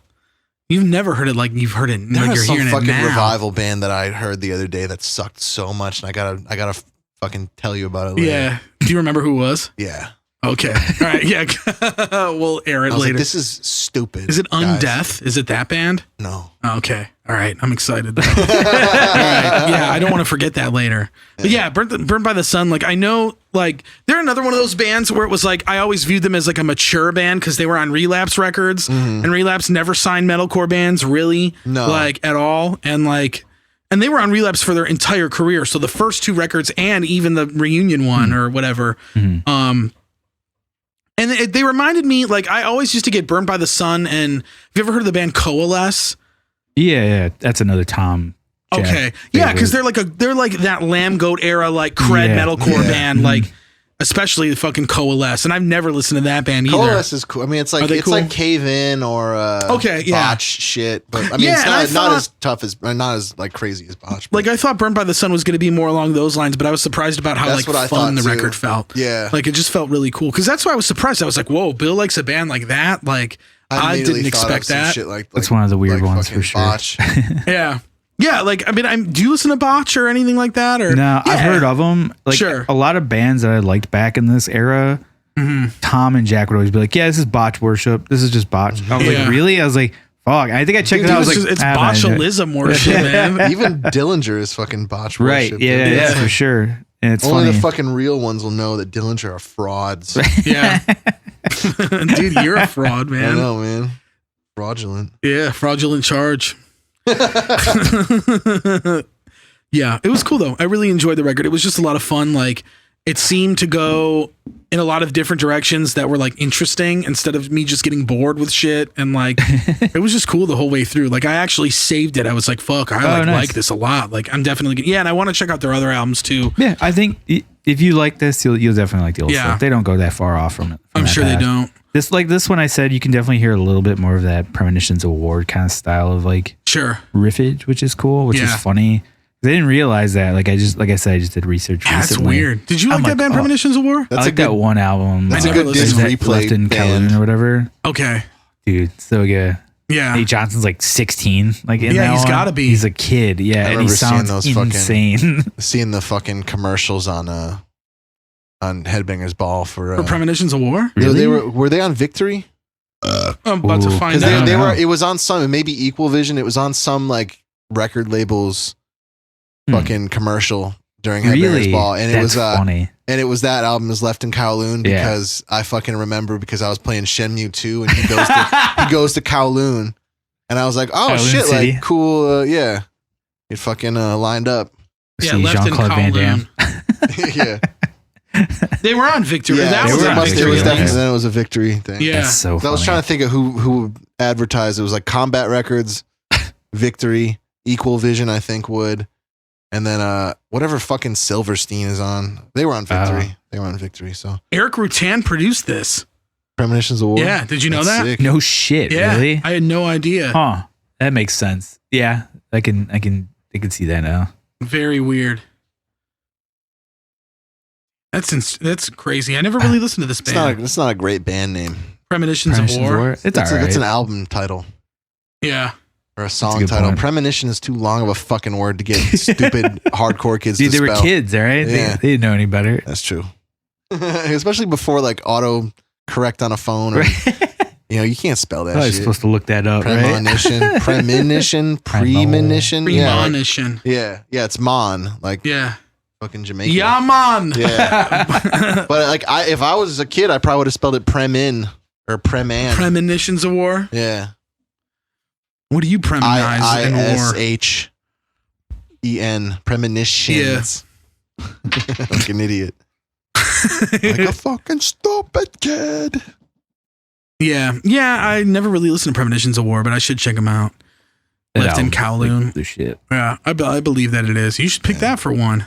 Maybe we will. Yeah, maybe you will, or maybe you won't. I was like gonna pick because I like. You've I picked just great, went to, like, great a- picks so far. I just go through a list at Wikipedia and like just look for a what name that I band- what band's recognize. hopping out, yeah. You know, and one of them was Lie by Mistake. I was like, that's too intense. Oh, that would be cool though. Would That's you not listen really to like that? that's not like a metalcore. I don't record, feel like though. it is a metalcore. No, it's more of a Like- deathcore-y, not deathcore, but like I don't know. Lie it's by like- Mistake? Yeah, I mean, I don't even know if it's like red. deathcore. It's like red chord type shit. It's not No. really metal. No, It's they're like- not. Are it's you like thinking of the Lie right by band? Mistake. They're like Psyopus, like that. Yeah, like that kind of shit. I don't remember it being overly that technical. I don't remember it being that intense.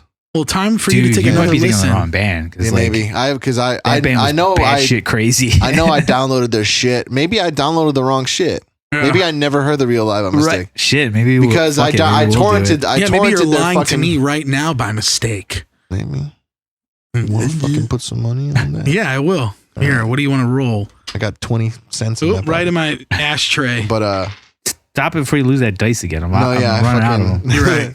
I fucking. They're $1 at the fucking Yeah, Dollar Tree. At where? For 6 Anywhere of you them or get some like shit. 7-Eleven, you could probably get them. Yeah. You could buy dice at 7-Eleven? I would think so. They or got gas stations. playing cards there Yeah. and shit. So, but yeah, man, fucking maybe I downloaded the wrong because that's happened to me Hey, plenty of dude. times where I Oh, I'm torrented sure. a record and it was a different record. But why would you try to fucking piggyback on Lie by Mistake? Who's even? That's a terrible idea. Yeah. I always thought about doing that. As like we just put our album up, but put it under some other bigger album, and Yeah, just dude. hope that Yeah. like people get it. that It'd band be so Harvard. bad. That band Harvard. I found them through Circa Survive. I thought it was. I downloaded Oh, really? it. Did they do that on purpose? I don't know who did it, but it sounded like the dude sounds kind of like Anthony Green, but Yeah. like a little different. I was like, oh, it's just a new record, so he sounds So a different little on this different on this one, yeah. because he kicked the Smoked fucking a couple heroin. more cigarettes. Yeah.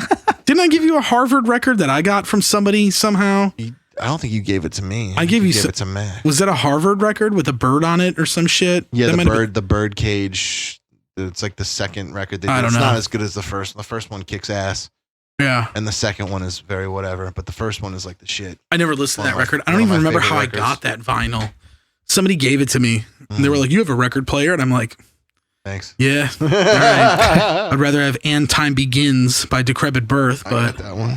I'll just take this. I got that one. Do At you Metal have, Haven. oh, you do have that. Yeah. Decrepit Birth I on got that for MSN.com. working. I got that for working a shift Yeah. that I wasn't That's supposed sick. to work. Yeah. He was like, "You can have any record in the store." Didn't That's you get like Cabinet not- too? By Spawn of Possession? I got Cabinet. I got that. I got fucking sick. I got Lunar Strain because I was like, I'm never gonna buy Lunar Strain. No. It was like some reissue. I don't even like that record that much. I don't either. Yeah, it's okay. There's some cool shit on it, but I got that. Moonshield is sick. But is that on? That's Just a Race. You fucking poser what motherfucker. The fuck is the full of bitch? shit. What's the one song? It's not Moonshield, but I know it. Yeah, that's the song I'm thinking of. That might even be on Subterranean. Is that Clad in Darkness? No. Clad in Darkness is something different. What's the song? I don't know. Losing my cred points here. Yeah, I know. I mean, who fucking listens to Lunar Strain? If you listen to Lunar Strain mostly, somebody does. Mike Lowe, I'm looking at you. I know you fucking listen to Lunar Strain only. Does he? Probably. Mike Lowe is definitely like nothing after Horacle. Yeah. He's that serious about it. He won't even give Colony a chance. Really? Probably. I'll ask him. Yeah, he'll tell me. I will too. I used to be like, this is like an elf dance, but it's in a metal song. Yeah, I hated that riff. I thought it was the shit. Star Forsaken. The fuck. Have you been Star Forsaken? Dude, I like the fucking pictures of them in the vinyl too, because he looks like Anders looks like 2 years old. Anders is in the pictures? Or not Anders, Jesper looks like he's fucking 2 years old. Because that's when Anders, because that was Michael Stain on that record. Yeah. Michael Stan. So the singer from Dark song. Tranquillity was on the first In Flames record. The singer from the In Flames was on the first Dark Tranquillity record, and then they switched bands somehow. Weird. Yeah. I don't know how, but it's Biosphere, and it's on. That's Subterranean, right? Yeah, it's on Subterranean. Biosphere with Pauly Shore. Yeah, and Stand Up Blaze is on that too, which is also like also with Pauly Shore. Old, yeah. We'll stand up, blaze, we souls. I watched that Joey Diaz with him on it. It's funny. Yeah, it's so He's like sick. Too high, and Joey's like, "Calm down, you fucking idiot." Yeah, and then he has to get him off the show. Yeah, I'm doing another time. I'm doing another time. You're good. Yeah, he got him too like he ate an edible that was really strong, and like Pauly Shore could not relax on the show at all. He was like anxious the whole time and like freaking out. Yeah, it's pretty interesting. Because Pauly Shore's the shit, man. Yeah, he is the shit. Him on Joe Rogan's really sad. Pauly Shore on Joe Rogan? I never watched it. Really, why? Like, because he's just like, there's like a whole, you can find like the isolated clip of it. You don't have to watch the whole thing, but he talks about like how he like wishes he was 20 again and shit. And he just talks about how like his life was so much fun when he was a kid and it's not fun anymore. And it's very sad. Yeah, that's every adult. Yeah, but especially Pauly Shore. I mean, he got a fast career. Oh, yeah. 5 years. Came and went, yeah. Encino Man to Biodome is 91 to 96, isn't it? 92 that's maybe. It. That's the bookends, yeah. Is that it for him? That's all the big movies he's done. Because he did that Pauly Shore is Dead, which is not a bad movie. Yeah, I never saw it, but he's in a new one now. It's like Steve House Guest. Yeah. With Bobby Lee's in that too, I'm pretty sure. A bunch of those comedians. Yeah. Yeah, Pauly Shore always just like, he either plays himself or he plays like a variation different version of himself. Yeah, exactly. He never gets to play a character anymore. Wasn't he in the Goofy movie? Didn't he voice like maybe Goofy's son's best friend or whatever? Yeah, the glasses. Yeah, that was Pauly Shore, right? What's your favorite and least favorite Pauly Shore movie? Oh, that's a good man. Jury Duty's the worst in my opinion. I liked Jury Duty. I don't know if I still do. I liked it just because of that one gag going on with like his dad or stepdad where he was like collecting styrofoam because Jury Duty. Yeah, and he was like, yeah, you get 5 cents for every like pound of styrofoam. Yeah. Right. Like such a dumb joke, but it's so good. It's like a whole truck full. And it's like you just got like 20 cents. Yeah. Man, I don't know. I really like Biodome a lot when I was a kid. Biodome, I've never seen Biodome. One. I think Encino Man is probably get baked as technically the best one. That's probably the best one. Is like, I think all across the board, people would say Encino Man, but I like Encino Man or Son-in-Law are like the Son-in-Law is pretty good just because it's good. But In the Army Now and Jury Duty are both kind of shitty. I liked In the Army Now. It's okay, but it's David not. Allen Greer and it's too fucking like out there. What's her name from Tank Girl? Yeah. Yeah, I've never seen a lot of his movies. I've seen Encino Man. I think that's it. You gotta watch I don't know Biodome, if you'd like any of them, but I think it's if you got baked and watch Biodome, it's good. Yeah, I mean, I'm not expecting like The Haunting Classic, of Bly Manor. Yeah, Billy or Stephen Baldwin. Was that Stephen? Yeah, Stephen Baldwin. Billy. It's Stephen. Stephen's the one that did all the shitty. Stephen did the shittiest movies, I think. You sure that wasn't? That's 1,000,000% Stephen Baldwin. because I met him once at What? I was working at a Starbucks, and I was like you used to be able to fill in for other locations of Starbucks to pick up extra shifts. So I was doing that once. I was at the one cool. on Grand, right across from Twisted Spoke. I worked at that one, and he like came in, like his assistant came in first, and she was like, Baldwin, right? yeah. And she said like, Steven is entering the building. Steven is entering the building. She was ordering a bunch of shit, and she's like, you can't screw this up because this is for Stephen Baldwin. And I was like, really? Well, then I'm gonna purposely fuck it up, you idiot. And then then he came in, and I was like, yo, man, I love you in Biodome. He's like, yeah, most people do. Yeah, that's all I got. Or he said most people don't. Oh. Yeah, and I was like, well, I liked it. Yeah. Fucking idiot. Did you say fuck you, you fucking son of a bitch? Which is weird because I feel like that's one of those movies that people shit on when it came out, but I think like it has like a huge cult following and people just recognize it as like campy and shit. But I'm sure, I mean, that probably ruined his whole career. Dude, look at the camera on that phone, dude. How many fucking lenses are on that thing? 27. Is it 3? I think it's 3. It's one for your shaft, one for your balls, and then one for your pee hole. Yeah, that's a lot. Yeah. Let's add another lens to that fucking camera. Fuck it, why not? Damn, that phone is big. The Note 5000. Yeah. Yeah, it's a big bazunga. What do you got here? I got Max's old phone still? Yeah, the one from like 2013. Who gives a shit? Do you like it? Choose your fucking $1,000 mind control. I will not. Do you like it? That's fine. Yeah? Yeah, it works. It has a nice charge. That's all I give a shit about in a phone is if the charge lasts for more than fucking 2 seconds. Yeah. That's what happens to all my phones. It's like, oh, I charged it and it's like at 75% in like 20 minutes. Right. That's how my old phone was. Yeah. It's like, okay, well, fuck this. But this one, it's like I can like leave it on all day and night. And then it's like every day and a half I got to charge it. It's nice. Wow. I've been playing the stupid fucking word game on my shit that's been eating on my battery. What about Mahjong? Nah, I'm done with it. I had to delete that shit. Mahjong Dimensions? Yeah, I can't do that. When was the last time you played that game? Probably like April or something. Damn. Mahjong. I can't do that shit no more. Eats up all my fucking time. Yeah. But I like to rotate the games. I'm playing this word one where you have to like. What's it called? It's called Words Out, I think. Stupid. It's just like there's a letter and then you get a letter and you have to drag it to the word. It's really simple, but I like to challenge myself. Hell yeah. Literally. Language. What the fuck's wrong with me? Well, shit. Burnt by the Sun. Did you ever see that? No, I never got to see him live. I never saw him either. Well, not that I would have, but I wonder if like Tom or Jack. I think not. I don't know. I wonder if they were a touring band. I wonder what the deal was with them. They definitely toured for sure. Yeah. They had to, but I don't know. I don't think they did it that much though. Yeah. Well, shit then. You got anything else to say about this record? It's cool. I'm good, yeah. All right. Well, you want to move on to the piece de resistance here? G4B, man. Baby. Yeah. God for fucking bid. Yeah. One of my favorite bands pretty much ever. This is a good one. This is like a good, this is your shit, man. You and Max are the only people I know that like love God Forbid. Yeah. I mean, Fernando. Yeah. And that was like rare. I was like, holy shit, this dude likes God Forbid. But like, I mean, me and Max probably saw God Forbid like 15 times or some crazy shit between 2005 and 2000. That is pretty cool. 12 when they broke up.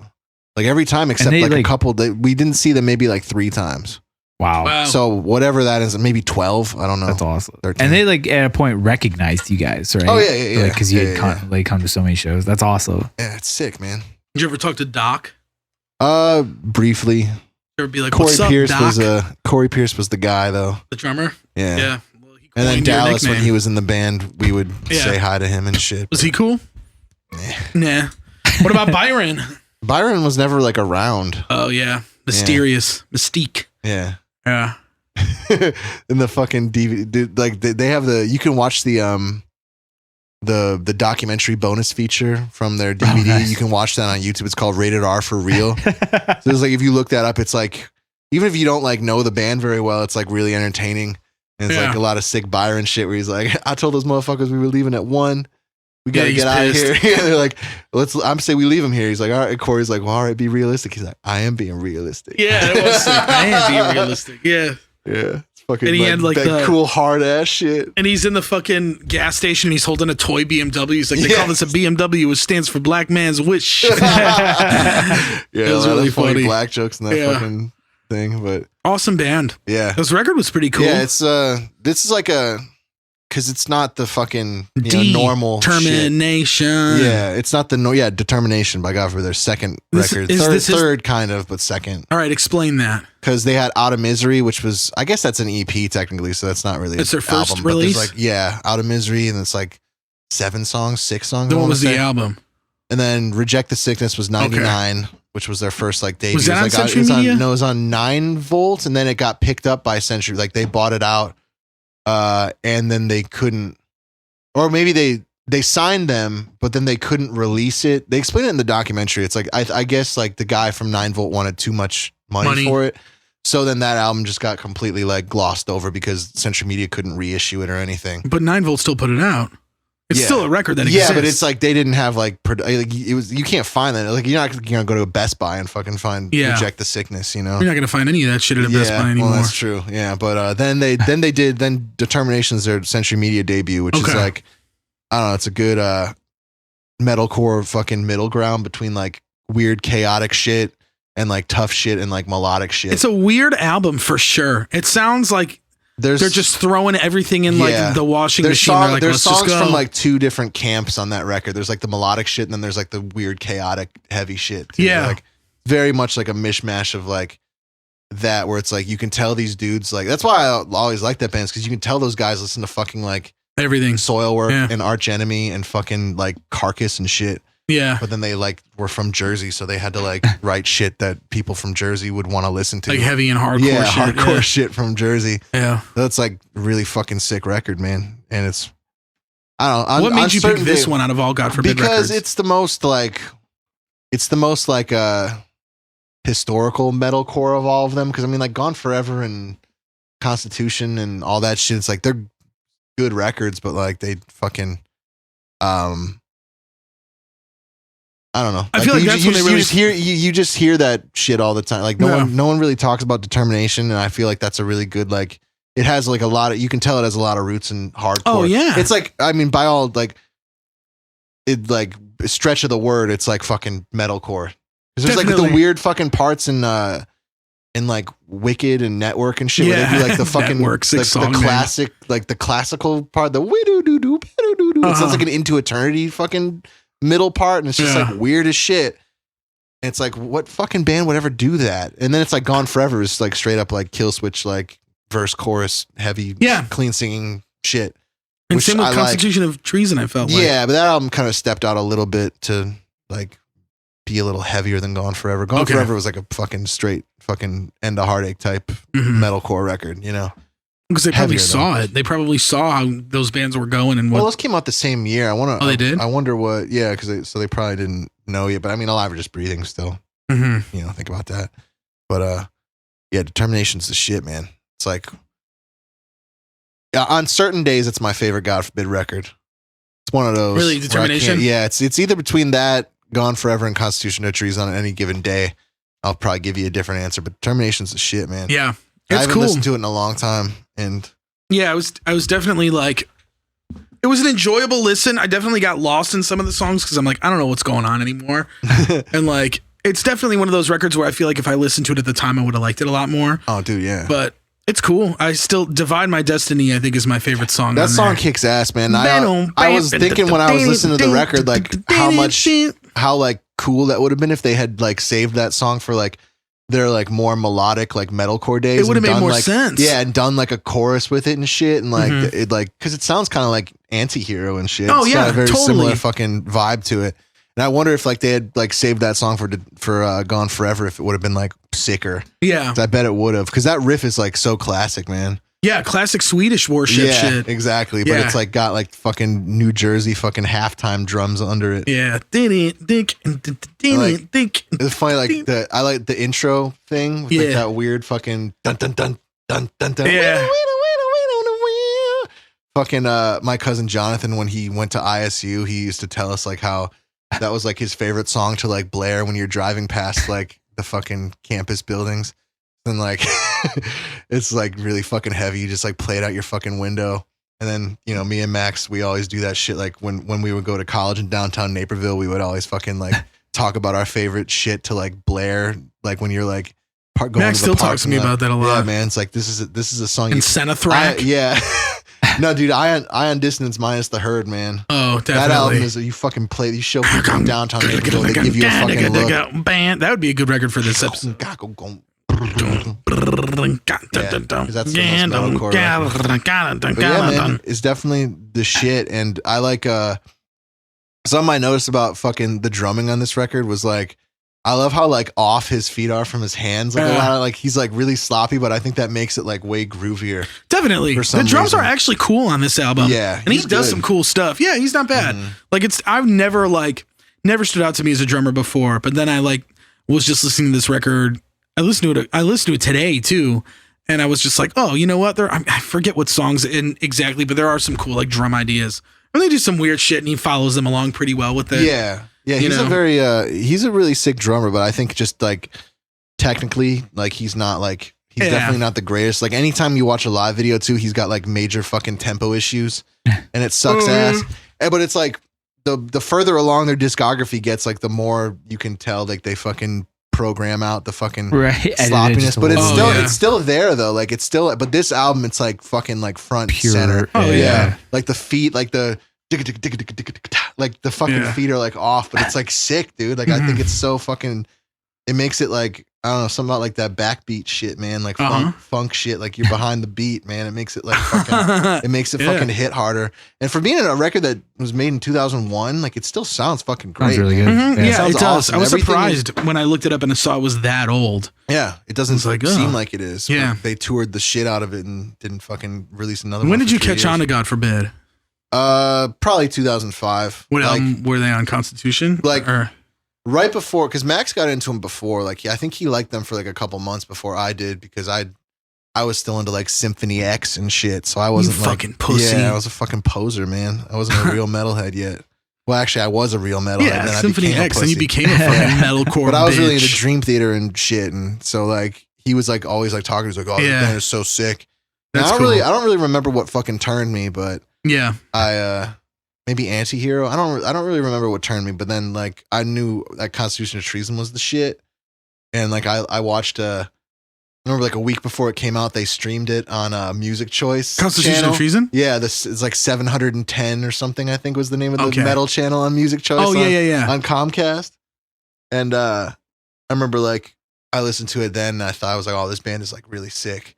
And it was like weird. Like, I remember when bands used to fucking debut their shit on Music Choice. Yeah. I found Soilwork on Music Choice. Found Daylight Dies on Music Choice. Yeah, I remember them being on Music Choice. That song from the third album. The Cathedral, whatever. I remember them from there was that song on their first record. I think it was. Was it I Wait? That song's dope. I think it was called Four. Is there a song called Four Corners on that record? Maybe. But yeah, it was from that, and then they had something. They had like what's the one single from Dismantling Devotion? The gunk gunk gunk gunk gunk gunk gunk. Lies That Bind. That was the one that was on from that record. But okay.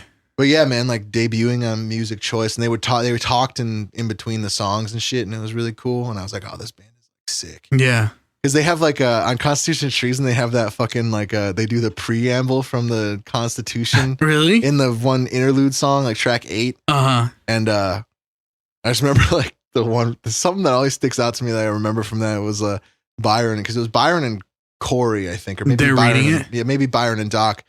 On the Music Choice thing, they got some guy, like one of their friends, to read it. I don't know.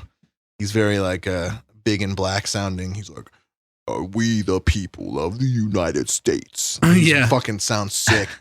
And they fucking like Byron was like, "Oh, like before we, when I was writing the lyrics for this album, I got around to reading the Constitution." And I always like think about that. I'm like, "Well, you got around to it?" Yeah, he's like, "It's a very stern read." I'm like, "It's not a document meant to like provoke feeling from you. It's just like laying out the rules of the fucking land." And it's like, I always think about that. I'm like, that's like a weird, like oddly dumb thing to say. Just got around to it finally. That's like everybody else does. I just got around to it. No, man, all their records are the shit, man. And even Reject the Sickness, like that album is like the Determination. And when you listen to that, it's like a perfect fucking middle place between that and Reject the Sickness and Gone Forever. Yeah. Because Reject the Sickness is like insane. It's like a fucked up record. Really? There's a lot of weird shit on that record that's like, it doesn't make any, like it. Yeah. And it's like really good though. It's like heavy as fuck, but there's a lot of like weird, like scrapey harmonic riffs. Sure. And shit. And you always, There's like this stuff on that one. Did you always like Determination, like from when you first heard it? Onward. I think I like Gone Forever first, then I like Constitution, then I like Determination because it was like, it took me a second to like Determination because there wasn't like choruses in it and shit. But then I like, I was like, oh, this is like a really progressive record. Like that's what won me over the time because I liked anything progressive. So I was like, oh, this is like progressive and you kind because it's weird. What songs did you pick out? You picked fucking out the title track, the 1 and 2.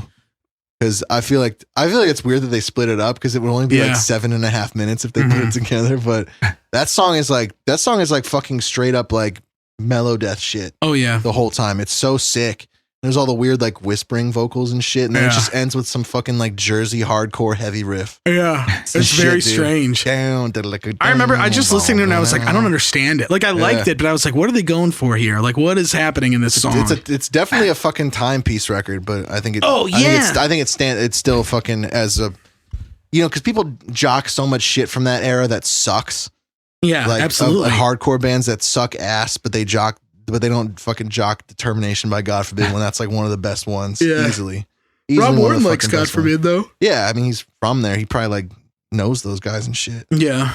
But he likes God Forbid. No one else, man.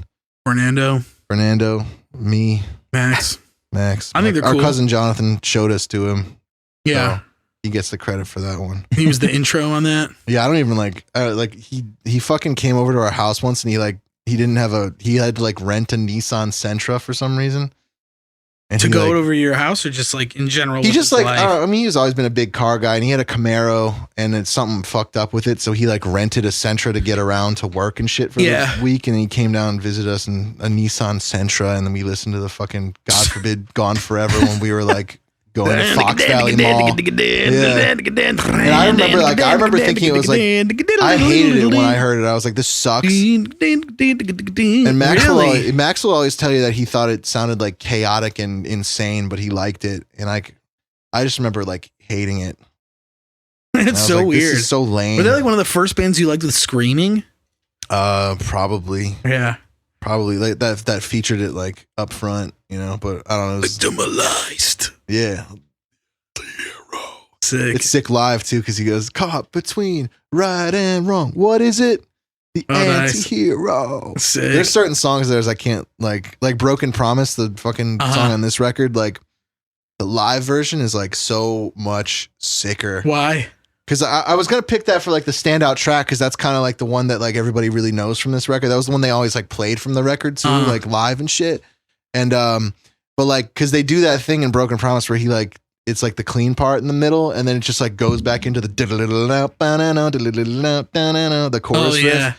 And like they just like, but like live when they would do it, they would do like this sick build up where they would like do like the clean part and then they would just like the drums would do like a fucking roll and then like they would like start adding distortion and all these other parts and it was like eighth notes and then it's a fucking building up and like Byron the whole time would be like, when this shit kicks off, I want you to lose your minds. And that shit. Like sick, like fucking call outs when you're fucking 13. You're like, this place is people are gonna beat each other up and I've never seen this before. Dude, I remember that was like the third show I ever went to maybe because I saw God Forbid? it was the fourth. I saw Judas Priest. That was the first show. In 2005, and then like 2 months later, I saw Ted Nugent at Rib Fest, and then I saw Rolling Stones because my friend's dad bought us tickets, and then I love Max's story about that. Yeah, I said we just talked about that, and then it was fucking God Forbid opening for Meshuggah, the fourth show. Where was that? At Pearl Room. Whoa, what was Meshuggah touring on? I'm trying to think of who opened for him. This is 2000. It was like October 2005. What was Meshuggah touring on? Catch 33. It had to be, right? Yeah. That's fucking wild. I'm trying to think of who fucking opened that show. Oh, it was Mnemic and oh wow. Fuck. I can't believe I don't remember what the other band was. No, that wasn't that show. I don't fucking remember who opened. You could probably find out, but I don't remember. Fuck. But yeah, that was like the fourth show I saw. So it's like, then they're doing that part and he's like, I want everyone to lose their minds. It's like a huge pit. And I'm like, I think someone's going to get like killed because you don't know what that's like when you're a kid. And they do, and then like they build up and then he like counts to 4. He goes 1, 2, 3. And then like everything stops and it's just the snare. And it was like so fucking like heavy vacuum of fucking sound where it's like, and then goes back into that riff. And I just remember people like going to shit. And it was so awesome. Fucking sick, dude. Hell yeah. And like when it's like the fucking album version like doesn't compare to that. Like every time I saw them, it was pretty crazy. Like when that part would kick off. Yeah. But they played every time. Most of the time. I think they might have stopped at the end, but most of the times I saw them. Did they ever play any other songs from that album? Trying to think. I've never seen Divide My Destiny, I don't think. Wicked, I think they played. Maybe Network. I think the last what song, is up with that name? Deaf Words on what's with the chorus in that song is with Society, Wet Dream, Him, Network. It's it's like weird fucking talking chorus that he did. He did a lot of his doubles on that record though are really sick. His double fucking screams, like the low high shit, because he doesn't like do that after this record. So it sounds so like sick.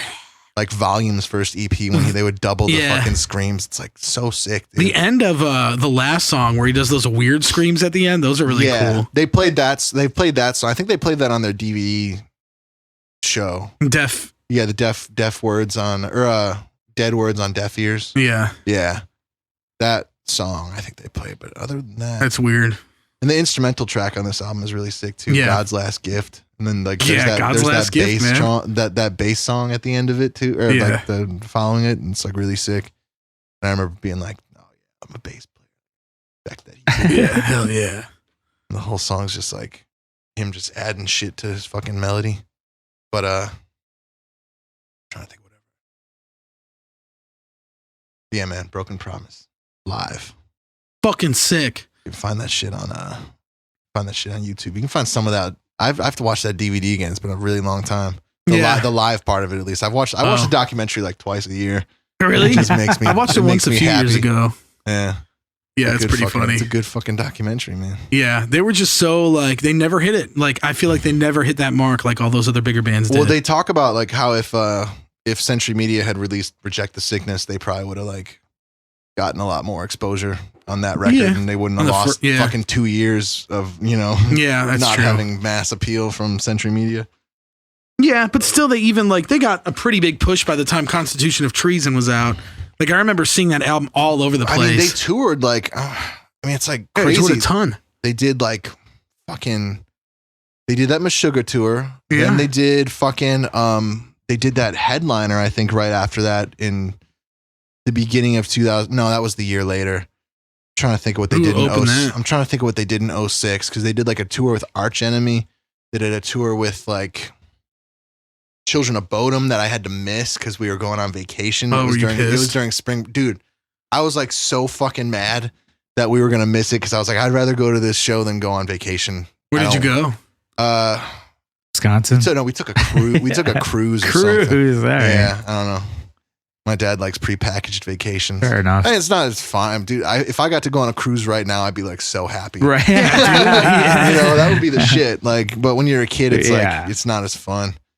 That was like also when I was like 14 or something. That was when I first learned about tipping. I didn't like understand because I'd never like really give people your money. Oh yeah, when you're a kid. Didn't you fuck over somebody or something? I had like because they give you a card to like charge like a cruise card to charge all your shit on that. Yeah, that you pay. Your dad pays later, But there was like an ice cream store and I got some ice cream and it was like, $3.88 or something for the ice cream scoop or something. And I was like, oh, here's a tip. And I was like, oh, I'll just even it off to $4. And I tipped her 11 cents. I didn't understand what it was. And I think my mom or dad told me that like you're supposed to tip more. And I was like, why? I don't know why you have to do that. Why don't you just pay them more? Like typical fucking like even as a kid, teenager. Like, why don't you just pay them more? Yeah. I was like, I don't know why I have to do that. I think it's fine if I just round it off because I don't know why I'd be so defensive about everything. But it was really funny. And but yeah, we missed that show. They opened for Children of Bodom, and like Children of Bodom was also like one of my favorite bands at the time. Who else was on that tour? Do you remember? I'm trying to remember who the openers were. That's a weird tour. It is. What album were they on at the time? They were on Aren't You Dead Yet? It was like March of 06. Yeah, Are You Dead? Yeah, Carnal Forge's Aren't You Dead? Yeah, come on, man. Yeah, sorry, man. Fucked up my fucking Swedish shit or Scandinavian shit. But I remember because my friends at school, we were like, every time I saw them in a class or in the hallways or at lunch, they were making fun of me for not being able to go to the show. They were like, "Oh, you're gonna be on vacation, Children of Bodom, Children of Bodom." And we all had this one class together. It was like a comm community. It was called Comm Arts, I think, was what the thing was, and like you made radio shows and shit. Sick. And we were all in that class, and there was like a teacher's aide there, and like they were in like one workstation. And I was like with my group, like doing another one. Like the teacher's aide came over, was like, "Your friends want me to deliver a message for you." They said Children of Bodom, and I was like, "Please don't say it." I was like fucking so mad, heartbroken. Yeah, I was like, "Fuck, dude." But that was like one of the only times I missed them. That, and then their fucking headliner in the beginning of 2007, where a bunch of fucking, there's like 6 bands in that show. Who else? Do you remember? Byzantine, Human Abstract. They were on there? Goat Whore, I think. Whoa. Was direct support for God Forbid. Yeah. It was weird. With the Human Abstract? Yeah, I missed that show. And then I missed when they opened for Lamb of God at Congress in like 2010 or something. 2009. It was Dallas Coyle's last tour, or maybe he had already quit by then. Fucking what's his name from Darkest Hour was filling in. Chris Norris? Yeah, because he filled in for like a few tours. What are you going to say? I think you pulled a Danny and mispronounced the band name. Yeah, you definitely said Byzantine. You didn't say Byzantine. Byzantine Church? Yeah. Byzantine? It's a tomato sitch. I don't think it is. Yeah, it is. Byzantine. I don't think so. I don't know English enough about people the say word. Byzantine. Fucking Mark Corrigan says Byzantine. The Byzantine Church. Yeah. Byzantine is what I always thought it was. Or Byzantine. Sounds like too much like you're saying visiting. Nope. Visiting. I am Byzantine. I am Byzantine. I mean, I don't even know what accent What was the last show you saw? Their last tour. Maybe it wasn't their last tour, but they did they played a headliner show at Mojo's, and I don't think I think it might have been a routing date or something, because it was like 6 local bands opening for them. Oh, really? And it was like right when their last record, Equilibrium, came out, which I don't really, it's the only record they have that I don't listen to ever, besides maybe like, because it's not as good. There's like 3 songs on it that are like pretty sick. Is that the only one without Dallas Coyle? Mm-hmm. Yeah, because he quit like right after Earthblood in 2009. Yeah. Why did he quit? That summer? Because I don't know. He's just like, if you listen to Doc Coyle's podcast, there's like the a really X-Man podcast. Yeah, right? the X-Man. It's a good. Does he have him on the show ever? He hasn't had Dallas yet, but he's had every other member of God Forbid. He just had the bass player like over the summer. Was that the good? Last guy he had? It's all right. I mean, he's not like a really entertaining guy like Corey or Byron are, but still pretty. I mean, there's like good like history tidbits if you like really like God Forbid. Yeah. But fucking, they were talking. I think it was on the Corey episode. They were talking about like when Dallas quit, and he was just like always an asshole, and like he wanted to like, if you listen to Earth's Blood, the last record he's on, it's like way more like dynamic and like big and fucking they started using 7 strings and like G and shit. So it's like a weird mishmash of like that kind of shit and also like traditional God Forbid songs, but they're like stretched out to be like 5.5 minutes instead of like 3.5 minutes. So it's like a lot of shit added in the middle and stuff, all this stuff. And he wanted to go like a big direction with it. Like he didn't want to write like, you know, verse chorus shit. Right. So I think that was like a point of contention. And then there's like the story is that like he was just like being mean to them all the time, just like being like really difficult to be around. And they were like fuck this. They talked to him and they were like, are you gonna stop being an asshole? And he's like, no. And they're like, well, do you want to be in the band? He's like, no. And they just like left. Yeah, that was on the Corey episode. That was on the Corey one. Yeah.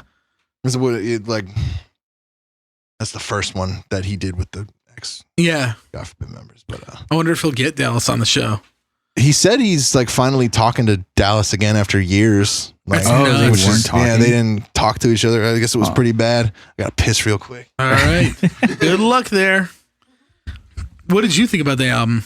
I liked it. God Forbid was never a band I was big into. Same, yeah. I always I don't know appreciated why. them, but I never got into them really. I remember hearing the name a million fucking times. And then the one album you're talking about, is that the one that almost looks like the Statue of Liberty? That's Constitution of Treason, yeah. I saw that artwork everywhere, right? It was everywhere. I don't know why, but I like, it's like burnt into my memory. Yeah. For whatever reason, I just saw it everywhere.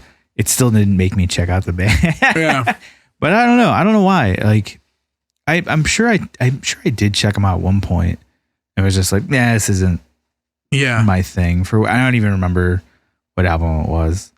And at that time, there's so many other bands in that era They were that doing I the was like, same exact thing. yeah, and I was already like into those. Yeah. And I think that was kind of their detriment for me. Same with personally. me, though. That was a big thing for me. Like when I'd found God Forbid, I already knew.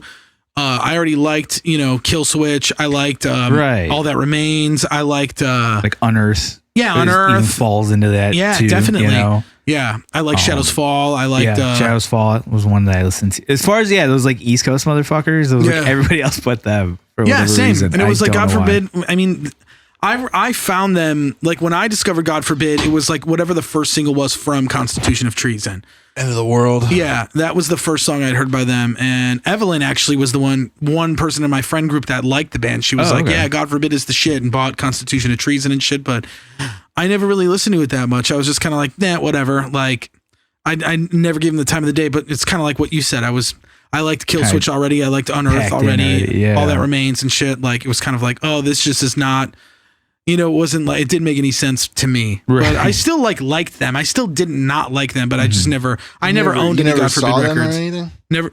Never saw them, never had any of their CDs.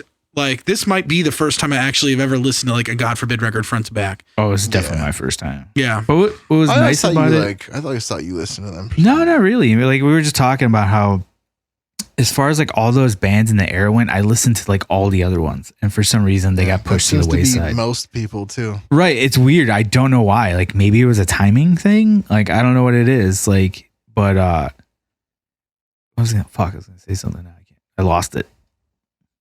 It's okay. You'll get you it. Never listened to one front to back? That was what we were Oh, yeah. Well, about. listening to this was fun because it was almost like, it was like hearing all those other bands. Yeah. And I'm like, oh, yeah, man. Like, it reminds you of this band. Yeah, and this sounds like a Kill Switch part. Yeah, this sounds like this part. for sure. Yeah. I was just like, oh, this is great. Like, I loved it for that. I thought that was really cool. It was almost like a little time capsule of all those like East Coast, like hardcore, metalcore, like bands, which was awesome. I liked it for that. But yeah, eclectic record. Yeah. It's less. Did they ever do one with Adam D? They had to have, right? I don't know. No, I think it was always like. It was or maybe Ken Susi. Did he ever do one? No. I'm trying to think. I know Eric Rachel mixed both the Constitution and Gone Forever. Okay. I don't remember who did Earth's Blood. I think it's someone notable. You know who did Determination? Determination. I have no idea who did. It kind of sounds not great. I think it sounds really good for the time period. I think it for sounds the time period. It sounds alright. It's really compared mixed to the well. later shit, You can hear the fucking bass and shit. And I don't know. Let me see who fucking. Because Jason Sukoff tracked Constitution. Oh, he did? Yeah. And then he didn't do Earth's Blood? And Eric Rachel did that too.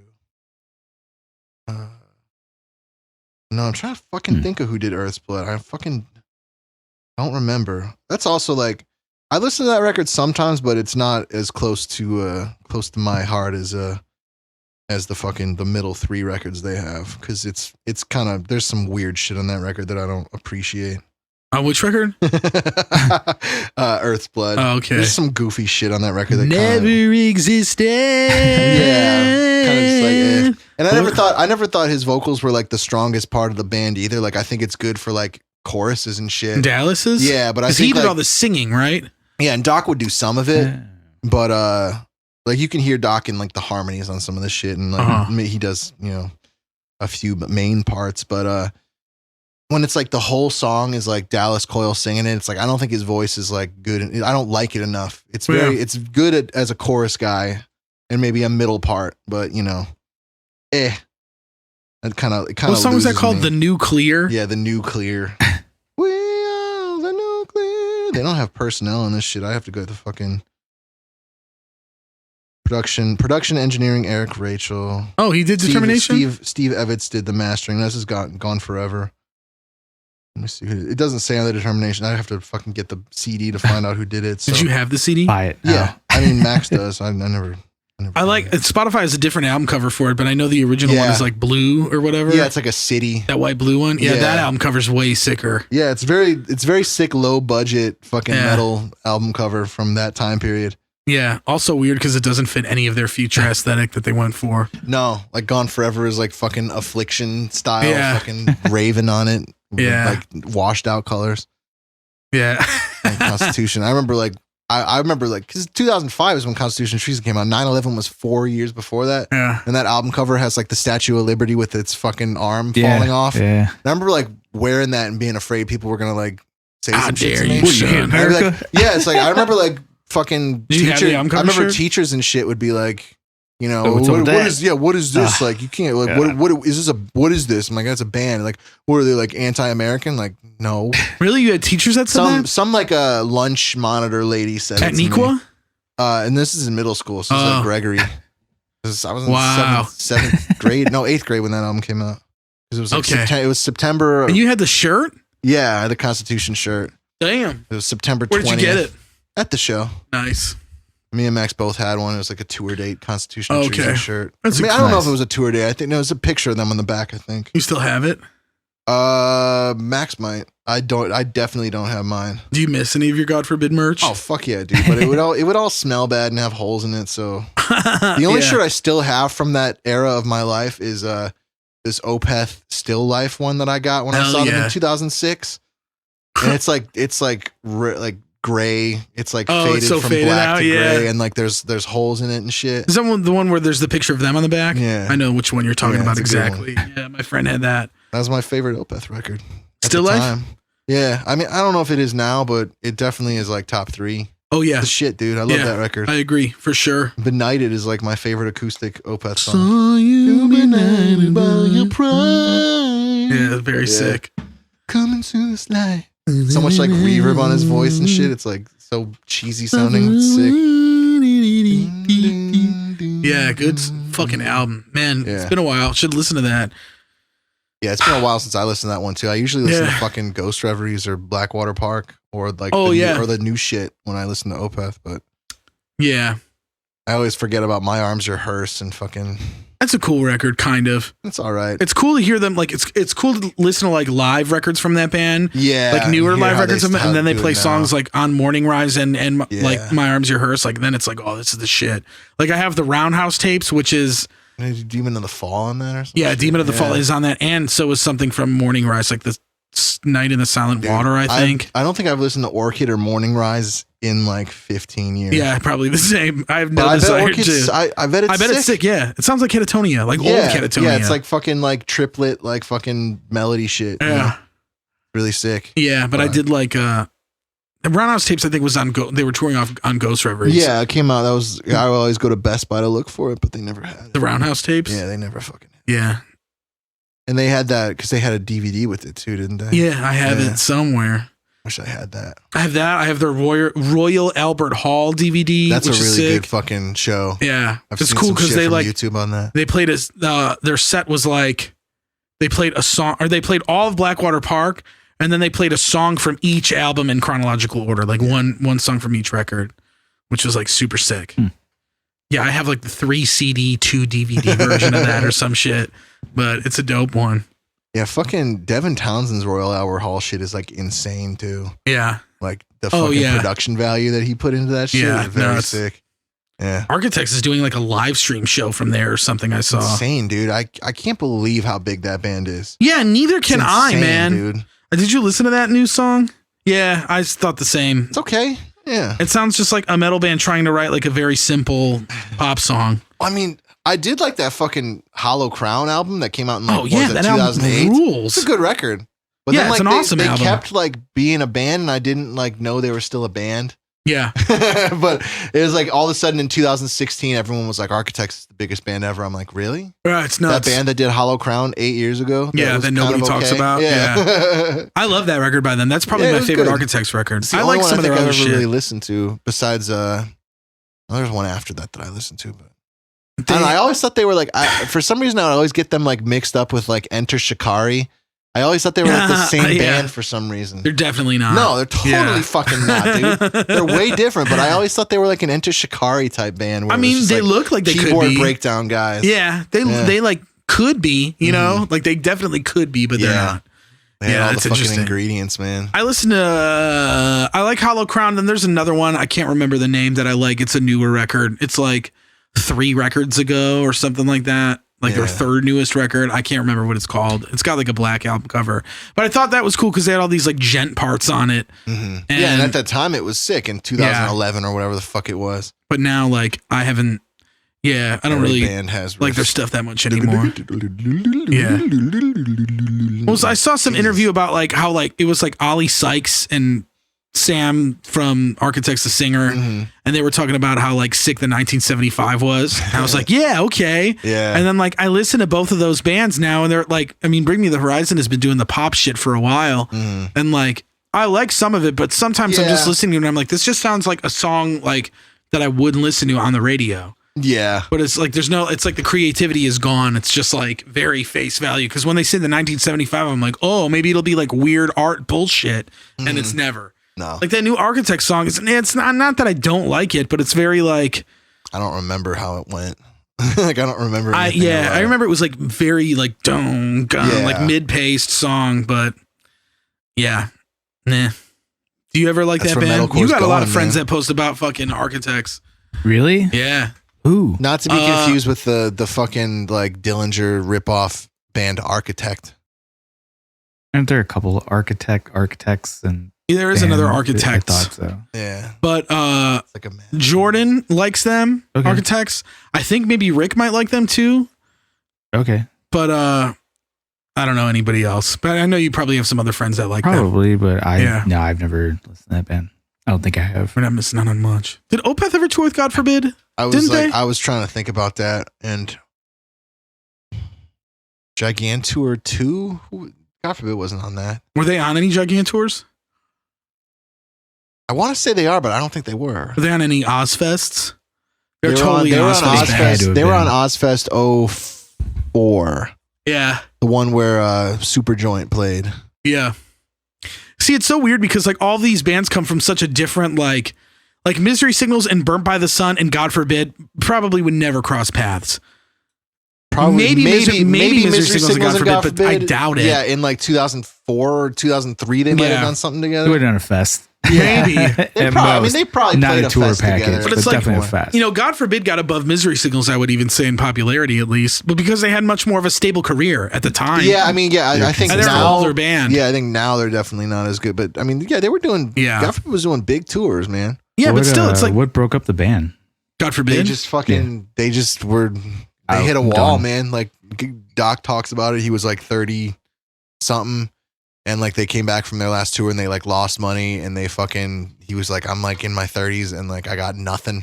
Like, I'm homeless basically. And I don't have any fucking money and like our band is basically done. And it's like they lost a lot of magic when Dallas Coyle left. It's like, you know, when you lose the brother magic, man, your band goes to shit. Well, then they got Chris. Yeah, what is that? Yeah, we don't write a lot of shit, so it'll be fun. The oh yeah.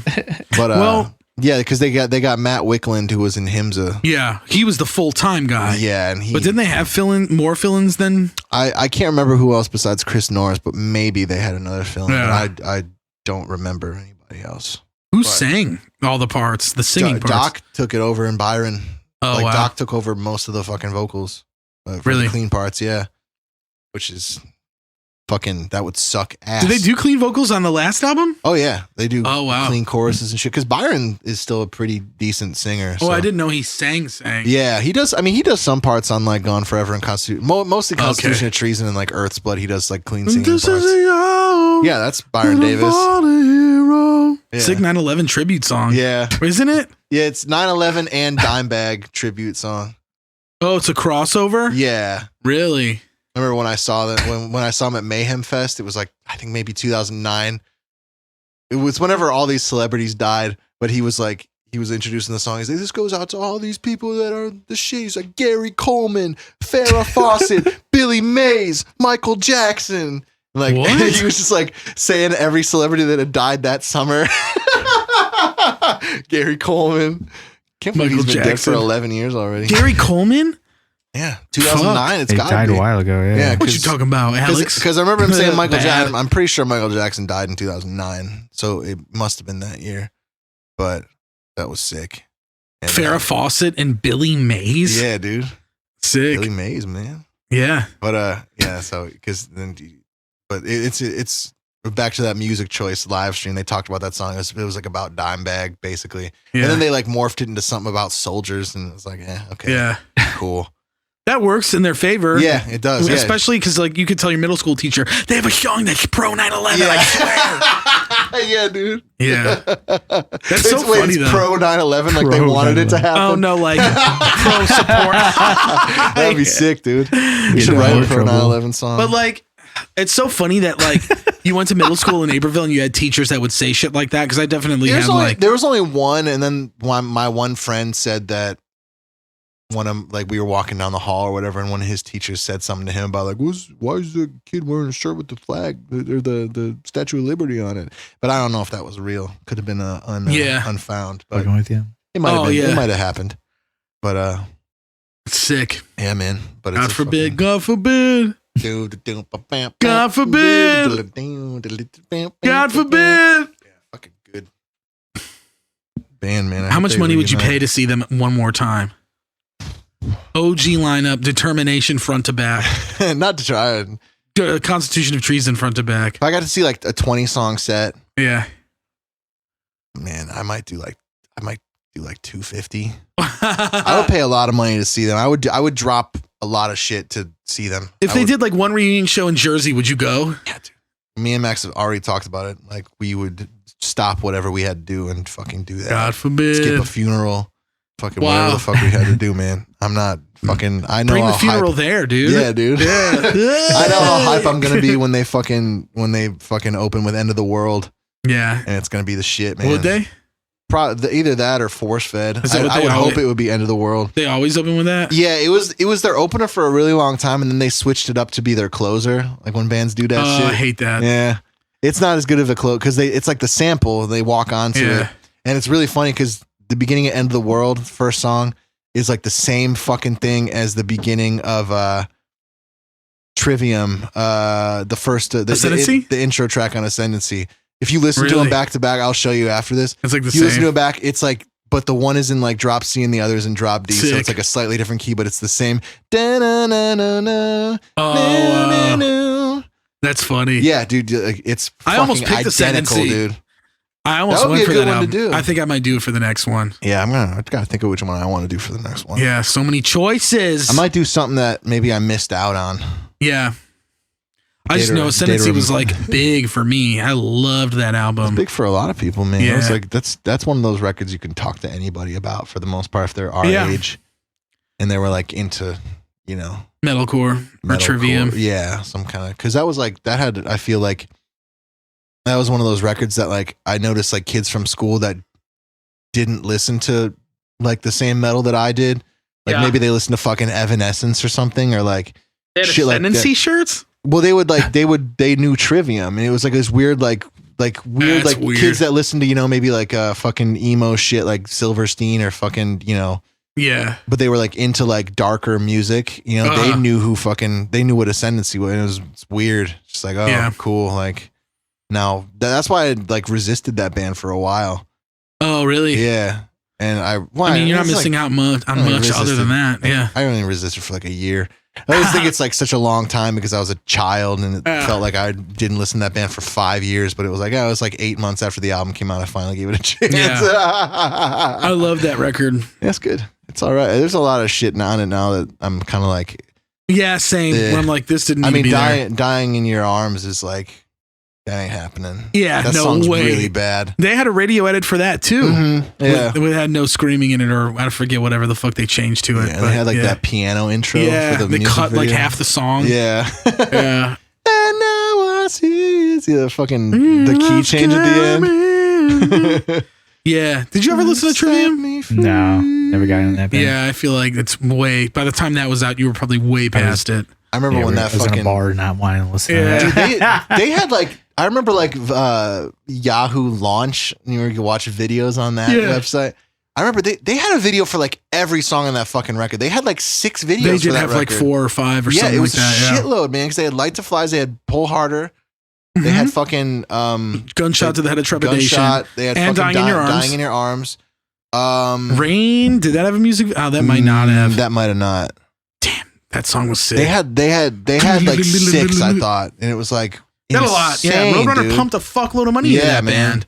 But like, I remember that fucking Dying in Your Arms video when that like started playing on Headbangers Ball and shit. Like, they looked like such rock stars, and I was like, oh man, these guys like are living the fucking like life. Dude. Like, I remember like thinking that I was like, these guys look like they're fucking made, and it was like you just heard about this fucking band, yeah, and then they blew it with that fucking album that isn't actually that bad. The Crusade. Yeah, not that bad of a record. We talked about this last time, I think. But. We did. Yeah, they're still a big ass band though. Yeah, they gained it back, and they just became like a weird like rock. Yeah, well, it was like it's funny because it was like they were a cool band for like 2 years, and then all of a sudden it was kind of like, oh, this is a band for like dudes that are like 35. Yeah. It was like fucking in 4 years. They just changed that. I'm like, how did all you guys go from like 15 to 45? Like in age, like it's so or 35. Yeah, but it's like I don't know. It's like they became an old band really quick, and they just had a weird trajectory. Like I liked Ascendancy so much, and I was so bummed by the Crusade, like burned by that fucking record when it came out. And it's not that bad. Yeah, but it fucking hurt, dude. Oh yeah, it hurt sucked. big time. When I remember I bought it the day of release, and I was so fucking bummed. It's like no screaming on the record. Like everything I liked about the last record was practically gone. The only song, I mean, I did like song. Like I listened to that record so much because I was like, I'm just gonna like it no matter what. I'm forcing myself to like it. That I ended up liking certain aspects of it. But was that one of your biggest disappointment albums? Oh yeah, easily. Yeah. At the time, especially because I remember I left school like in the middle of the day, and I was like, fuck it. And I just walked over to Coconuts. I think it was still Coconuts at the time, or if it might have been just freshly made FYE on Harlem and Lake. You still see the coconut symbol behind it. Yeah, that aged wall behind it. But yeah, I remember buying it there and then putting it in the CD player and listening to it all the way back. And I was just like, what? Like, because I knew the singles and those were like whatever. And I was like, there'll be better songs on the record. And I'm like, oh, what happened? This is a really controversial one that I'm going to say, but the biggest disappointment for me was like, and this isn't to try to sound like I'm cool now because I'm fucking over this band. Yeah. But dude, fucking Colors by Between the Buried and Me, I forced myself to like that record. Really? I fucking hated it when it came out. Oh shit. Like I listened to it. I never like showed it though, because I was like I was like my favorite band at the time when Colors came out. And like I loved Alaska was like my favorite record. Oh, yeah. That's my favorite fuck by the them. fucking remaster. It sounds like shit. Does it? And so does the Silent Circus one. It sounds like shit. It sounded fine the way it was. It sounded charming. I haven't even heard. I didn't give a shit enough to listen. The quarter bass drum with the fucking quarter tape to it on Silent Circus. But classic bass drum sound. Dude, it's the shit, man. Like so many bands of like that genre had that bass drum sound at the time too. It's so sick, but they were the best ones that did it. But like I remember I sat in my basement with like the lights off and I like listened to that record. For the first time? Yeah, and it didn't hit me at all. And I was like so mad because they fucking there was like a leaked version of that one fucking what's the heavies? It's like the second song on that record, the heavy one. C or Foamborn 2 or whatever. I can't remember what the fuck it's called.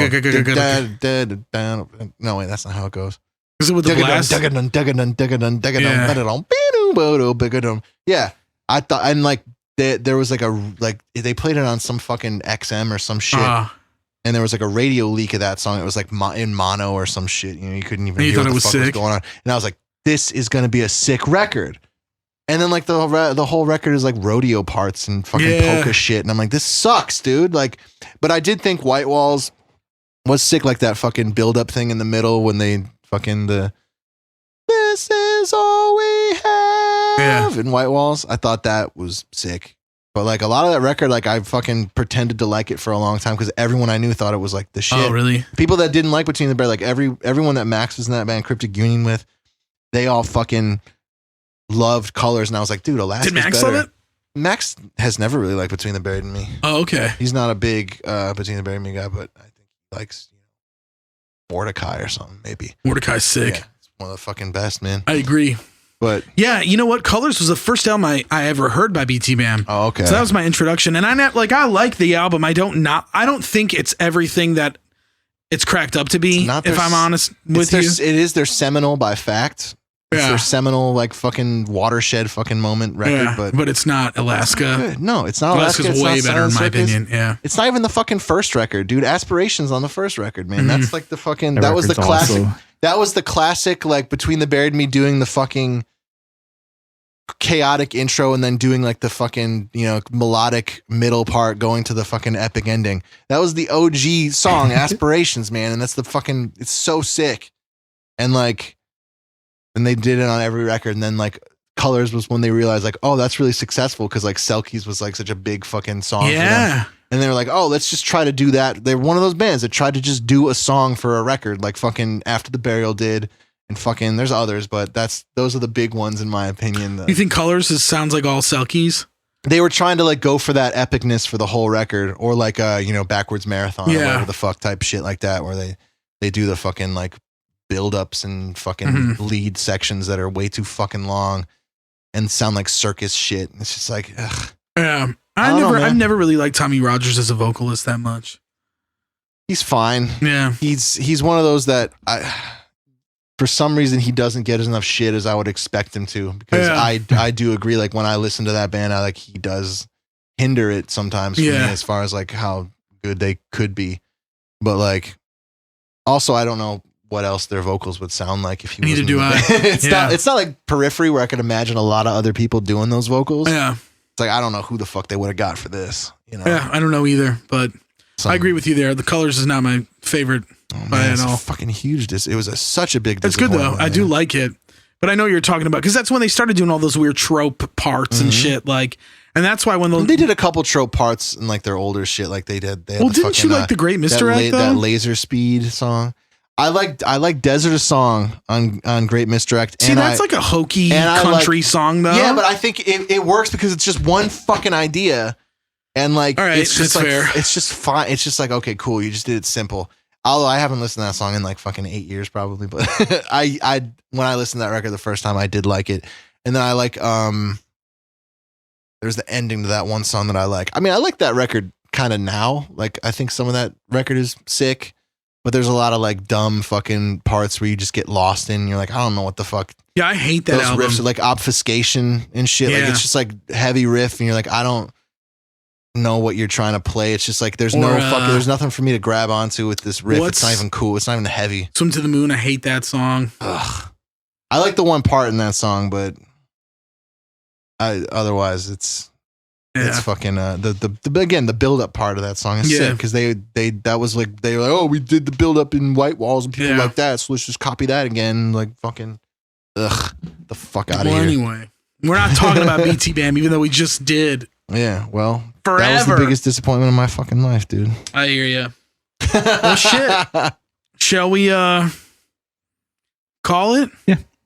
What do you got to plug? Any plugs here? Been writing music. I want to film some videos to release it, but for the False Reality. Yeah, but I'm sitting on a lot of shit right now, and I gotta like organize it. But I got a lot of ideas. And you're singing now on all of it, right? Oh yeah. Hell yeah. That's what I imagine you do in your bedroom. That's a sick fucking. You could take that one. Yeah, I will. Yeah, it's good, right? Yeah, do a floor. Yeah, that would be that's. You gotta give him a writing credit now. I don't care. I'll keep at the point. I'll have the chorus like that too. Yeah, sick. But yeah, I gotta get my ass in gear and try to figure out how to fucking make some visual shit to release it because I don't want to just like put hey, here's my song. It's like Bandcamp spikes 20 plays in one day and then no one cares about it again. You know, for sure. Try to reach a bigger audience. The market value of my but yeah, like I don't know. I sent a song I wrote to a couple people and I sent it to Fernando and he said it sounded like Phil Collins. Sick, send it to me. Yeah, I will. But I just wanted you to respect. I do. Okay, good. Yeah, why wouldn't I? I don't know. Because I don't know. Were you nervous about it? Were you nervous to send it to me? I'm nervous to send it to a lot of people. I don't give a shit. Send it to me. I like your stuff. I was really drunk and I fucking sent it to Fernando to see what he thought of it. Sick. I also wanted to talk to Fernando. Like sometimes you just need a reason to talk to somebody. Yeah, he's cool. That's kind of why, because I was drinking. So I was like, shout out Fernando. Well, sweet. Yeah, man. You got anything else to plug? Yeah, my ash. Your ash. Yeah. Nice. Yeah. How about you? I got nothing. All Something right. is waiting in Roman Ring. Check Usual. Yeah, I got nothing either this week. So, hell yeah. Cool, man. Have a good. Yeah, have a good Halloween. I hope you had a good Halloween. This will air after Halloween. Like 2 days after Halloween. You're gonna probably have the same president on Tuesday. So, oh fuck, because that'll be the day after this premieres. Yeah. November 3rd. Happy birthday, my brother. This is November 2nd. This is coming out, right? So it's his birthday. Happy Shout out Max. Happy birthday. Nice. Yeah. And then happy anniversary to my parents the day after. Nice. Happy election to you. Yeah. Right in Kanye West. Because seriously, don't vote for major candidates because it's a waste. Well, people like to turn it around and say that you're wasting your vote, but it's really a waste to vote for somebody that doesn't align with your beliefs. Think about that, man. All right, good plug. Yeah, but Trump's gonna be president again. I call it. No comment, but I kind of agree. There's no way. There's no way that I don't know. I don't even give a shit. Someone's gonna rig it for him, whether it's the powers that be or the Republicans, or if fucking Yeah. You. Me. I'm gonna rig it for Trump. Yeah, dude. I see you fucking swiping ballots. Yeah, for getting people. Paid that pretty penny. That's a new shoe, isn't it? Those are new shoes, aren't they? No, these are from before quarantine, man. My ballots! They all just explode. Ballots fly everywhere. New ballots. Yeah. Man. All right. Well, cool. Yeah. Enjoy your life now, everybody. Yeah, man. Hopefully, it's not a shit show. This is Trump's America. Look at what happened in Trump's America. Yeah. Yeah. All right, y'all. Misery signals, God forbid, burnt by the sun. We'll talk to y'all next week. Yeah. See ya. Bye. Hey guys, thanks for listening to Metalcore episode 2. Please don't forget to like and subscribe to give this channel a bigger reach than it needs. We're trying to go for the reach around.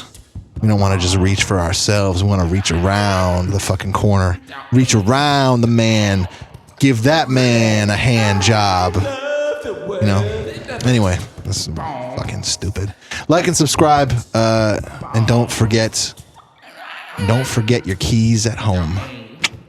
Perfect.